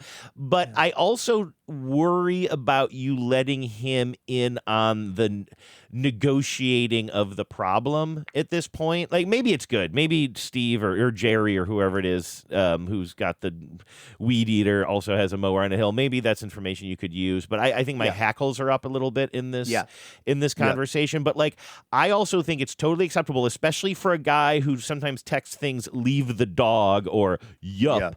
I think it's totally fine and totally acceptable. By the way, if you were to text me tomorrow morning, actually don't do this tomorrow morning because we have a guest on, but if you were to text me, let's say this morning, and you said, hey, I got to cut something for CBS, I need an extra 15 minutes to dial up. Do you know what I think is a completely acceptable response from me? A thumbs up from me to you on that message. That is modern communication. That is saying, I got this. I have nothing to say on the matter. That's totally fine. It's fine. I got it. It also could mean I'm waiting around on your ass again. It doesn't in this hypothetical, by the way. Yeah. But like, you know me well enough. It's just like, got it. Like red. Yeah. Like that's it. That's all you need. And so with him, I'm just sort of like, I am maybe now more worked up than you about this because I didn't like that dog comment. And again, I want to be very clear. It's his property. If he's saying I don't want dogs on my property, there could be a completely reasonable explanation for that, or unreasonable, but he could at least just say, this is why I kind of have a thing with dogs. It could literally be, if you don't mind, leave no dogs, please, because I have, you know what I mean? But it was said so rudely, I think. And if that's the level of discourse that he's offering you, I think it's fine. Just be like, thumbs up. And you got a gas can in your backyard. Thumbs up, red, understood. Yeah, he's trying to, exactly. Well, and you're right, too, because when he was,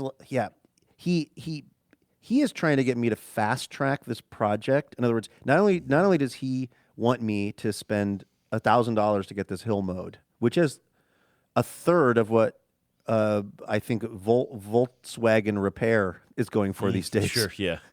Not only does he want me to do it, but he wants me to try to get it done before next week because he thinks that my neighbor is going to be shooting off fireworks. Yeah, and that's going to, make this hill. So in other words, but what I mean by that is, he now needs something from me because he can't legally make me do this. No. So that's where he comes in with the apologies if I'm being a lot about this. You know what I mean? Yeah. Although even the way he phrases that, he doesn't say apologies if I'm paranoid about the hill. He says apologies if you think I'm overly sensitive about the fire. In other words, apologies if you have a thought about me. Yeah. I'm sorry if I'm sorry if you were offended by what I said. Yeah. Not like I'm sorry that this is something I get a little worked up about or something. I'm not sorry that I'm sorry, Has he brought anything to the relationship? I mean, he showed you the road, but that was a little self-interest because he is proud of it. He lets you have access to the old logging road, which is that's kind of cool. But aside from that, like, has he helped you start your lawnmower like Bob? Or whatever his name is? No, but I've never asked him for anything. You know where I think things took a little bit long ago, things branched off from we're going to be like kind of friendly neighbors who wave at each other and I don't know, have like are sort of on a friendly basis was after we walked to the road. And so I came up here, he explained what the tansy was. We talked about the hill.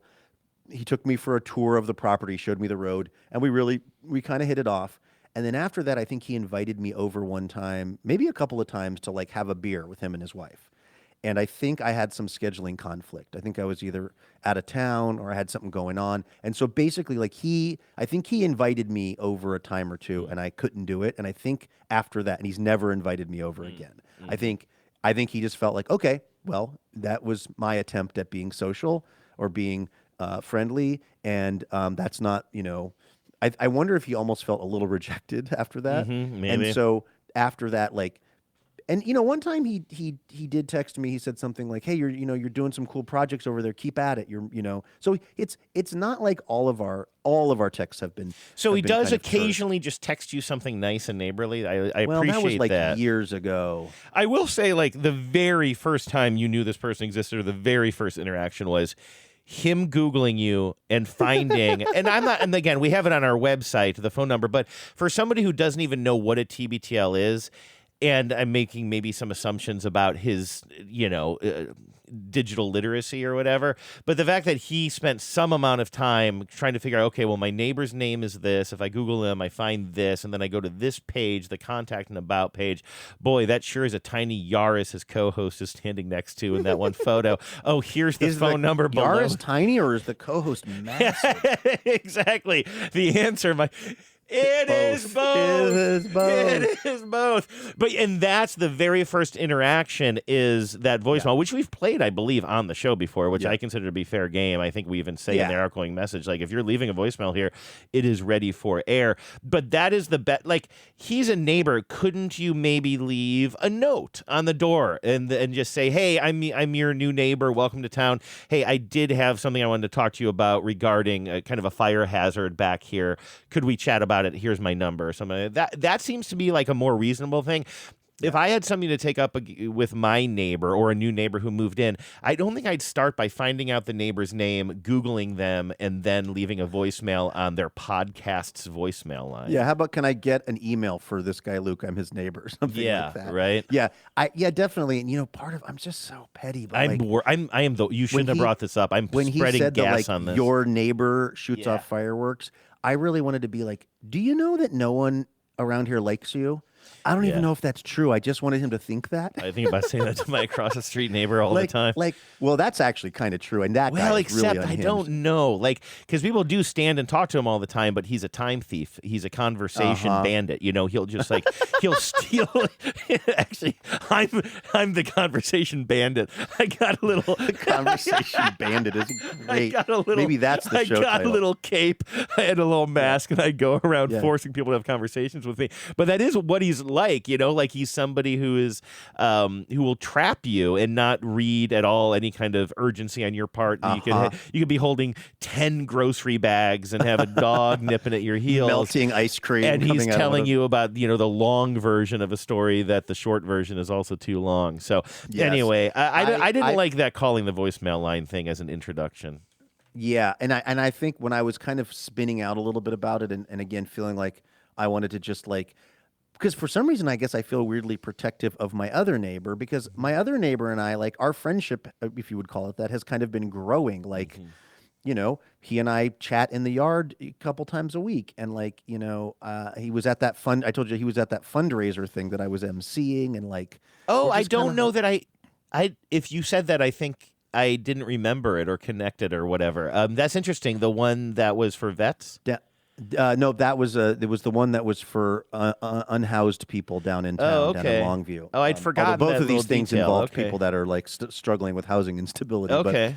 So as my kind of casual friendship with my one neighbor is growing, I've got this other guy on the other side of me where I feel like our relationship is slightly deteriorating, and he's being like, your neighbor, and I'm like, my neighbor has a name. That's right. Yeah. I literally wanted to. And I even asked the neighbor that I like. I was like, "Hey, what's the deal with the other guy?" And he goes, "I don't know, man." He goes, my sister was house sitting for me, and I think her dog ran over to their yard, and they yelled at her dog, and there was words or something. Oh, he did. He's got a dog thing, which is crazy because they have dogs. Oh, they have two very yappy chihuahuas. Maybe that's the thing. Maybe dogs set his dogs off. I think dogs set his dogs off, which is again that's reasonable. It's his property. If he says, "Yeah, come on by, but don't bring your dog," that's fine. But I think tone is important.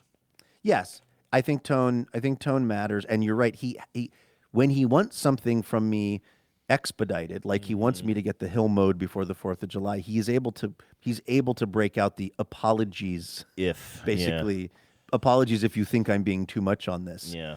But that's his attempt at diplomacy, but with a goal in mind, which is the goal is for me. But again, at the end of all of it, it's also probably not the worst idea. So that's where, and it's also not, and also I'm all worked up, but also none of this is really bad neighbor stuff. In fact, it's funny you said that because of maybe because of that documentary series on HBO called Neighbors about toxic relationships, and then you kind of got into that, and now you mentioned being served all these clips on TikTok of people that are just being unhinged in their neighborhood. Yeah, and you know what? In a certain way, let that serve as a good reminder, and for me as somebody who's unfortunately pouring gas on this guy. I'm over here a gas can in that basement. Yeah, exactly. I feel like I'm throwing fuel on the fire here of your relationship, and maybe I need to back off a bit because I'm getting a little upset. I'm getting a little defensive on your behalf. Well, I appreciate tone, but you're right that in the grand scheme of things, this is nothing. This is little tonal things, and you guys are all doing fine out there. I want to keep things on the right side. I want to keep things on the positive, because anytime you have a neighbor and you get into some sort of pitched battle with them, I mean, it can be life ruining. And there's so many people that have dealt with versions of this that are just I would give anything to just have a normal or a non-relationship with this person, as opposed to him, I don't know, phoning the county to find out if my deck is exactly 100% up to code, everything like that. He could really be. He could be a giant pain, as anybody could be to any of their neighbors. You could be annoying to people, as annoying as you want to be. And right now things are basically fine. I don't see any reason to push it into the negative, other than my petty hurt feelings and not feeling like I'm being told what to do or judged as a 50-year-old homeowner who's, I think, also, by the way, a pretty good neighbor. That's the thing. I don't have any wild parties out here. I don't block the driveway. I feel like I'm just out here podcasting, quietly podcasting in this studio, and then mostly watching the Mariners disappoint me inside on my television, occasionally sitting in the hot tub. Like, I feel like I'm a pretty low impact neighbor. Whatever the things are that neighbors do that gets on people's nerves, I feel like I do none of that. Mm-hmm. I don't play loud music. Just like, I'm just a very, like, again, I'm gone half the time. So I feel like I'm an exemplary neighbor, and I kind of want credit for that. So when I'm only getting feedback that's telling me I'm doing it wrong, it kind of sets my whatever on edge. But at the end of all of it, I think it's better to keep things on the peaceful side of town. Absolutely. And also, like, keep it. I think about this sometimes too. Like, I think about how I act around my neighbors, and obviously I've run into some little tensions here and there with various neighbors. But I also think about, like, but all of my neighbors none of them are playing loud music, like you say. You know, there's like a neighbor kind of across the street who I think they have band practice night once every couple of weeks or whatever, and I can kind of hear the sound of them probably in a basement or something, like kind of wafting up. And it's kind of loud, but it's not that big of a deal. But aside from that, like, I don't have, like, what if this guy moved or, you know, whatever, and then somebody who was a motorcycle enthusiast moved in next door to you, Luke? Like, think about it from that perspective too. Like, you're pretty lucky with the kind of the noise and the upkeep and everything around you. And not to mention the fact that they have a no king sign is so heartening to me. Yeah. I mean, because I think, God, if they moved out and some like super MAGA dude moved in, or somebody, maybe it's, you know, a group of like, I don't know, some bunch of guys in their 20s, somebody buys the house, but then they rent it out, and just like a bunch of dudes in their 20s who are always just like playing music super loud and like you said, working on their motorcycles outside, or want to park a bunch of non-running cars everywhere. Like, I'm very lucky that out here in the county where I am, where it is real hit and miss with the kind of neighbors you get, all of the neighbors are fine. People take care of their yards. People are, I'm very lucky in that way. And so I'm trying to keep my eyes on that prize as well. There's a right way to rock and a wrong way to roll. You can just listen to your soul. Just remember that life is number one. You can be having so much fun. Just remember that life is much fun. You can be number one.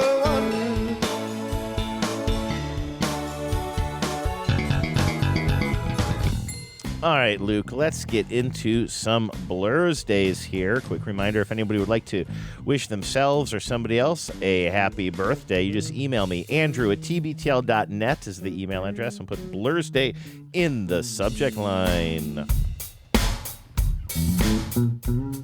All right, let's start off today, Luke, if you'll allow it, from our friend Larry. Larry says... Is it our pal Larry Asher? It certainly is. He even put his last name in there, but I just tend to erase last names from these. I don't know why. Is this a policy I set up when we started doing these? I take out last names. It's more folksy this way. I consider myself sort of the modern-day Garrison Keillor, but only in the creepy ways.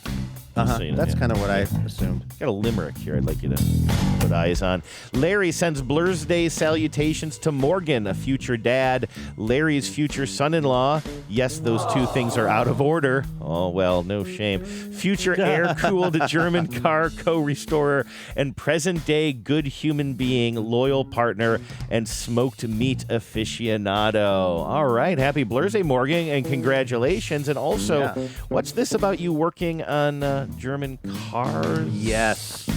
What do you know about fuel injection? Now, if it says it's an air-cooled... Ooh, is that from your Farrago? It's car horn. This is the... let's see, I've got this too, if you need this.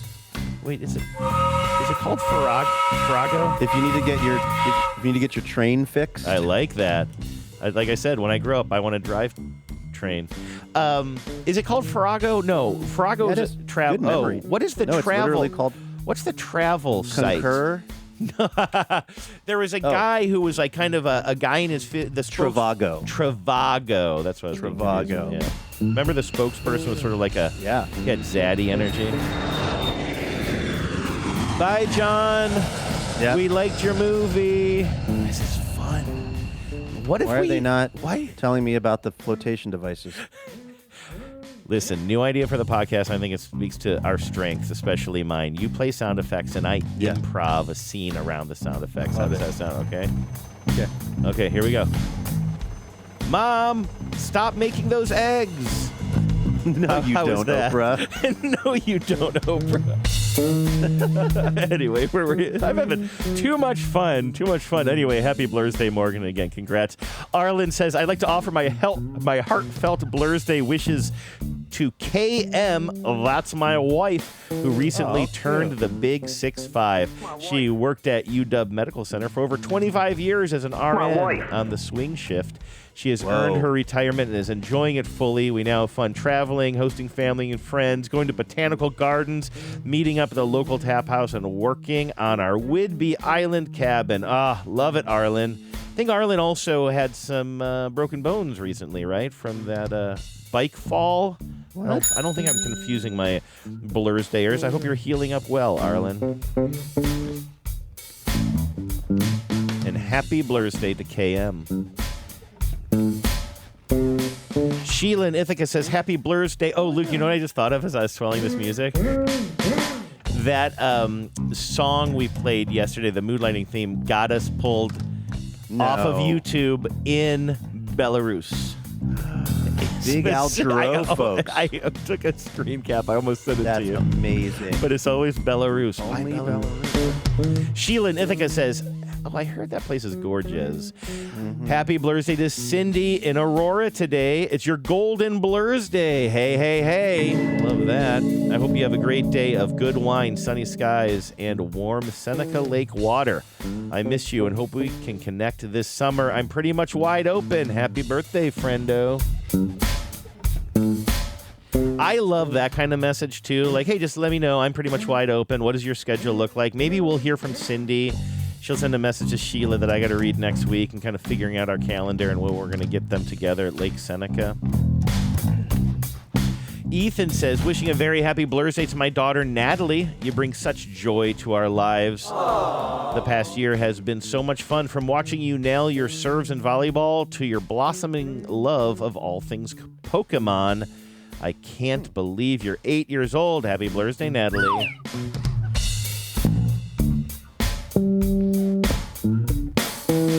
I don't want to go into detail here because I don't want to be a bummer about Natalie if she's playing Pokemon Go, but I'll just ask you, did you see that article about the information that has been gathered from Pokemon Go and what its applications have been in the real world? Oh, boy. Oh, boy. Are they... So it's like, is it all being shared with... Securitas or something, or I mean, not Securitas. Is Palantir using it? It's Palantir-esque, I would say. Do you know that gets back to the plot of? We talk about duplication investigation on the show a lot from the movie Toys. That was the plot of Toys. Basically, it's like this. It's this wacky toy company that Robin Williams' father ran, but when he dies, Robin Williams becomes in charge, but he shares responsibility with some other like co-owners or somebody who has some sort of like authority over the toy company, and they want to make the toys as little weapons so that they can invade other countries using toys. It's about the intersection of childhood glee and the military-industrial complex. Coming up on KUOW, a story about the intersection of childhood glee and the military-industrial complex. Alan in Green... Nope, this is Allie. That was a typo on my part. Sorry about that, Allie. Allie in Greenville says, it's Jamie's Blur's Day. It's our friend Jamie. Happy Blurs to one of my heroes, Jamie N. She's the best. She most certainly is the best. Yes, we love her. Yes, absolutely. Happy Blur's Day, Jamie. Hope things are going well there down in Columbia. Hope the... Sunstroke House. Studio. Hope the docket is full. Cheryl in Corvallis and family want to wish a very happy Golden Blur's Day to Julian, who is turning 15 years old today. We got another. Are you kidding me? That is Golden Blur's Day. I can't believe these young people are growing up. It's like time. It marches onward. There are so many reasons for us to be proud of you. You're smart, funny, a caring friend, and have a really great heart. I love that we can share interests like collecting Pokemon and playing Fortnite together. You're an awesome young man, and we love you so much, Jay Bird. Happy birthday. Andrew, I don't know if you've heard about the Pokemon stuff. Do not be ruining. Why would you even bring that up? I really have a problem. I just have this problem. Thoughts pop into my head, and I can't not say them, even though I know it's not the appropriate time to say them. I just want to know if you had read the article. It's interesting. Listen, the thing about this job, Andrew, is for us to do this 5 days a week, all year round, we have to just go with the things that come into our brain. People almost always, when I describe what the show is to people, like, oh, it's a podcast to do with my buddy. It used to be a radio show. We do it 5 days a week. They go, what do you talk about? How do you fill up those hours? And I go, I don't know. We just do somehow. It's like the job requires us to have almost no filter, to have almost no, sort of control over what we talk about. That is how you can do this as much as we do it. But then the downside of it is we also have no control over what we're talking about. Having said that, in the middle of Blur's days, can I tell you a story that honestly in some ways could have been like a leading the show neighbor sort of drama story that I'm going to tell a very abbreviated version of, and we can come back. If you want to explore other aspects of this, we have the rest of our lives to do it. But let me tell you the most abbreviated version. There are some neighbors down the street from us who I've known sort of casually. They have a dog named Bruno. This is a couple that's, a bit older than me. I'm going to say Bruno the Basset Hound. No, that's Edna May. Like, how could you possibly confuse Bruno and Edna May? Like, come on, Luke. No, this is a little, I don't think I've ever brought these folks up on the show before, but I like them. Like I say, kind of an older couple, at least than me, right? And they walk Bruno around. And we have not had a lot of interactions, but since Lucy came home, we've had a lot more interactions. And they were excited to meet Lucy. And so they, Bruno has met Lucy. They don't go on puppy dates or anything like that, but it's like this, one of many kind of new neighborly relationships that I have now that I really enjoy. And cherish is a word I use to describe my relationship with Frank and Diane. But I really do like them. And they live a few doors down, and they always kind of go around the neighborhood and kind of check in on people. They know where all the dogs are and everything. And I really enjoy them. Lucy has this thing around dogs. When she meets a new dog, she's actually really great with them, and she sort of reads the room and follows their energy, sort of. But once Lucy knows a dog, she considers that dog to be her friend, and that's where we get into some puppy energy level issues. And the other day, I heard Lucy, she was in the front yard, and she started barking. She was on a lead. And I'm like, what's she barking at? That's not like her. And I go out there and I see that Bruno and Diane are kind of outside of our house, just kind of, she's taking Bruno for a walk. And so I'm like, oh, they'll say a quick hello. I put Lucy on a leash, take her outside the gate. And Lucy is just too much energy. She wants to jump on Bruno, and I'm holding her back. And there's just kind of and it's not aggressive, but it's too much energy, and it's puppy energy, and she's a lot bigger than Bruno. And so I'm just trying to hold her back, and I'm kind of apologizing. I'm like, I'm sorry, she's not usually like this. I think she just likes Bruno now and really wants to play. And it was just, Lucy was sort of being a turd in the punch bowl of neighborliness a little bit there with her enthusiasm. But Diane, who knows dogs and has never made me feel bad for any of Lucy's behavior, does kind of go to calm Lucy down a little bit. And Lucy has really sharp nails. We've taken her to, we get her nails cut every few weeks or a couple of weeks or something now, but she has puppy fingernails, right? And she got Diane, and Diane has kind of frail skin, and she's on blood thinners, and so she got Diane, and Diane's like, oh yeah, and Diane is very nice, and she's like, oh no, it's my fault, I know better, I've been around dogs, I shouldn't have done that, but she's bleeding, and I'm feeling terrible. I'm like, do you want to? She lives a few doors down. I'm like, do you just want to go home and take care of that, or can I get you anything? She's like, no, I'm fine. And then I'm still sort of awkwardly talking about Lucy and her behavior while this woman is bleeding a little bit, and then I realize, oh my God, I can see blood coming through her white shirt. It's on her forearm. I don't know if I said that. I'm sort of indicating that. And again, Diane is being super chill about it. She's being, super chill, but also saying things like, this is a bad one. You know what I mean? Kind of being a little bit frank, but also being very sweet and saying, this is my fault. I know dogs, and I know that she had that energy, and I shouldn't have been near her. But I'm like, okay, get out of here. Take care of yourself. And I'm just now remembering why I brought this up. So anyway, that was a week ago or something like that, right? And I have felt so terrible about it. And I've been meaning to go to the pet store, maybe find some gifts for Bruno, their dog, and give him a little gift basket or something to apologize. And I finally got around to doing that the other day. And I found what I thought was a good little gift. I wanted a dog toy that was somewhat thematic, and I couldn't find any. I almost gave up. And then right at the checkout of the PetSmart I was in, is it PetSmart? There was a chew toy of the little character from the Operation game. You know, the guys who he's got a thermometer in his mouth, he's got bandages or whatever, and it's not a squeaker, it's more of it's a soft toy that makes a crunchy sound or whatever. So I'm like, oh, this is a good gift. I'll put this in the gift bag with them, and then one of these little cookies, one of these frosted dog cookies that look like a shape of a donut or something like that. And I found went next door, got a card in the shape of a dog, wrote a note from Lucy to Diane apologizing, walked it over to them and gave it to them, and Diane really appreciated it and reiterated that everything was all good with us.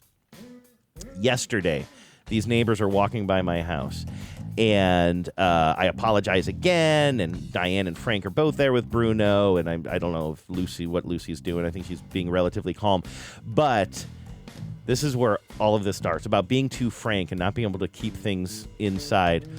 They're starting to walk away, and then Diane says, oh, by the way, Bruno loves that toy that you gave him. Oh, my God, it's so cute, and he loves it. He won't stop playing with it. I'm like, oh, that's so great. And then her husband, Frank, says, didn't like the cookie, though. Won't eat the cookie. And I was just kind of like, oh, I'm sorry. Can't win 'em all. And then he just goes on to say, well, she's a picky eater, doesn't like this. And I just sort of shift the conversation to well, what does Bruno like and what does Bruno not like? But I loved that he said that.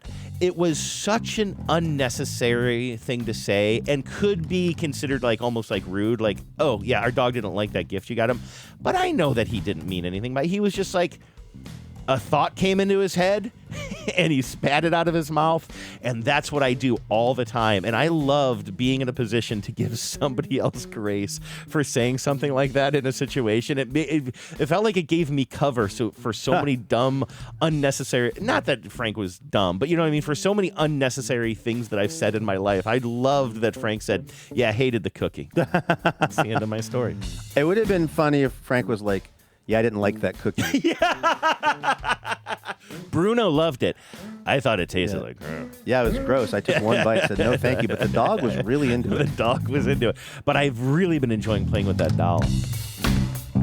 All right, last one. Thanks for putting up with that. Marty says, by the way, I think that little story I threw in there is going to get us to the 2-hour mark. So, you're welcome, my everybody. God. Marty says, happy Blur's Day to my wife, Jules, in Eugene. She's a huge fan of the show and has even met Luke on a couple occasions when he was in Eugene doing Livewire. She has been a 10 for so long, I can't remember when she hasn't listened to the show every day. And as such, I, too, have become a big fan. So happy birthday, sweetie. Sweet love to you. And I'm sorry, let me read this again. So happy birthday, sweetie. Happy birthday, sweetie sweet. I see. Happy birthday, sweetie sweet. Love you to the stars and back. Oh, that's sweet. Aww. Sweetie sweet. All right. Happy Blur's Day, everybody. Happy Blur's Day to Jules and everybody on the list. Did we almost get to 2 hours today? I'm not keeping track of these things. Well, I could be off a little bit, but I am coming in at right now at about 1:59:30, Luke. We're 1:59:30 is what we need to do. Well, I guess we're going to run a little music, so that could be run a little bit of music. I'll get that going here. Okay. Also, I have to protect this file we're recording because for some reason there's no backup today. My backup died on me. It's not accepting. And see, we can just we're going to go to 3 hours. It's not accepting. It's plugged in, but it's on battery power, and the batteries died at some point during the show. So if I don't save this quickly and carefully, we're going to go from 2 hours to no show. Okay, well, let's try to preserve as much of the show as we can today because, well, we got to come back here tomorrow and do this whole thing all over again. So let's call this good for today's episode. But yeah, hopefully we'll see you all tomorrow for the big Friday wrap up. Oh yeah, we got a special guest. That's right. By frog expert. A listener who is also a frog expert is going to jump on the line and give us some info and advice. Jump on the line. I didn't even think you're a professional. Look it up in the book. Good. So we'll see you all then. In the meantime, thank you for listening. Have a great Thursday, everybody. Take care of yourselves. And please remember, no mountain too tall. And good luck to all.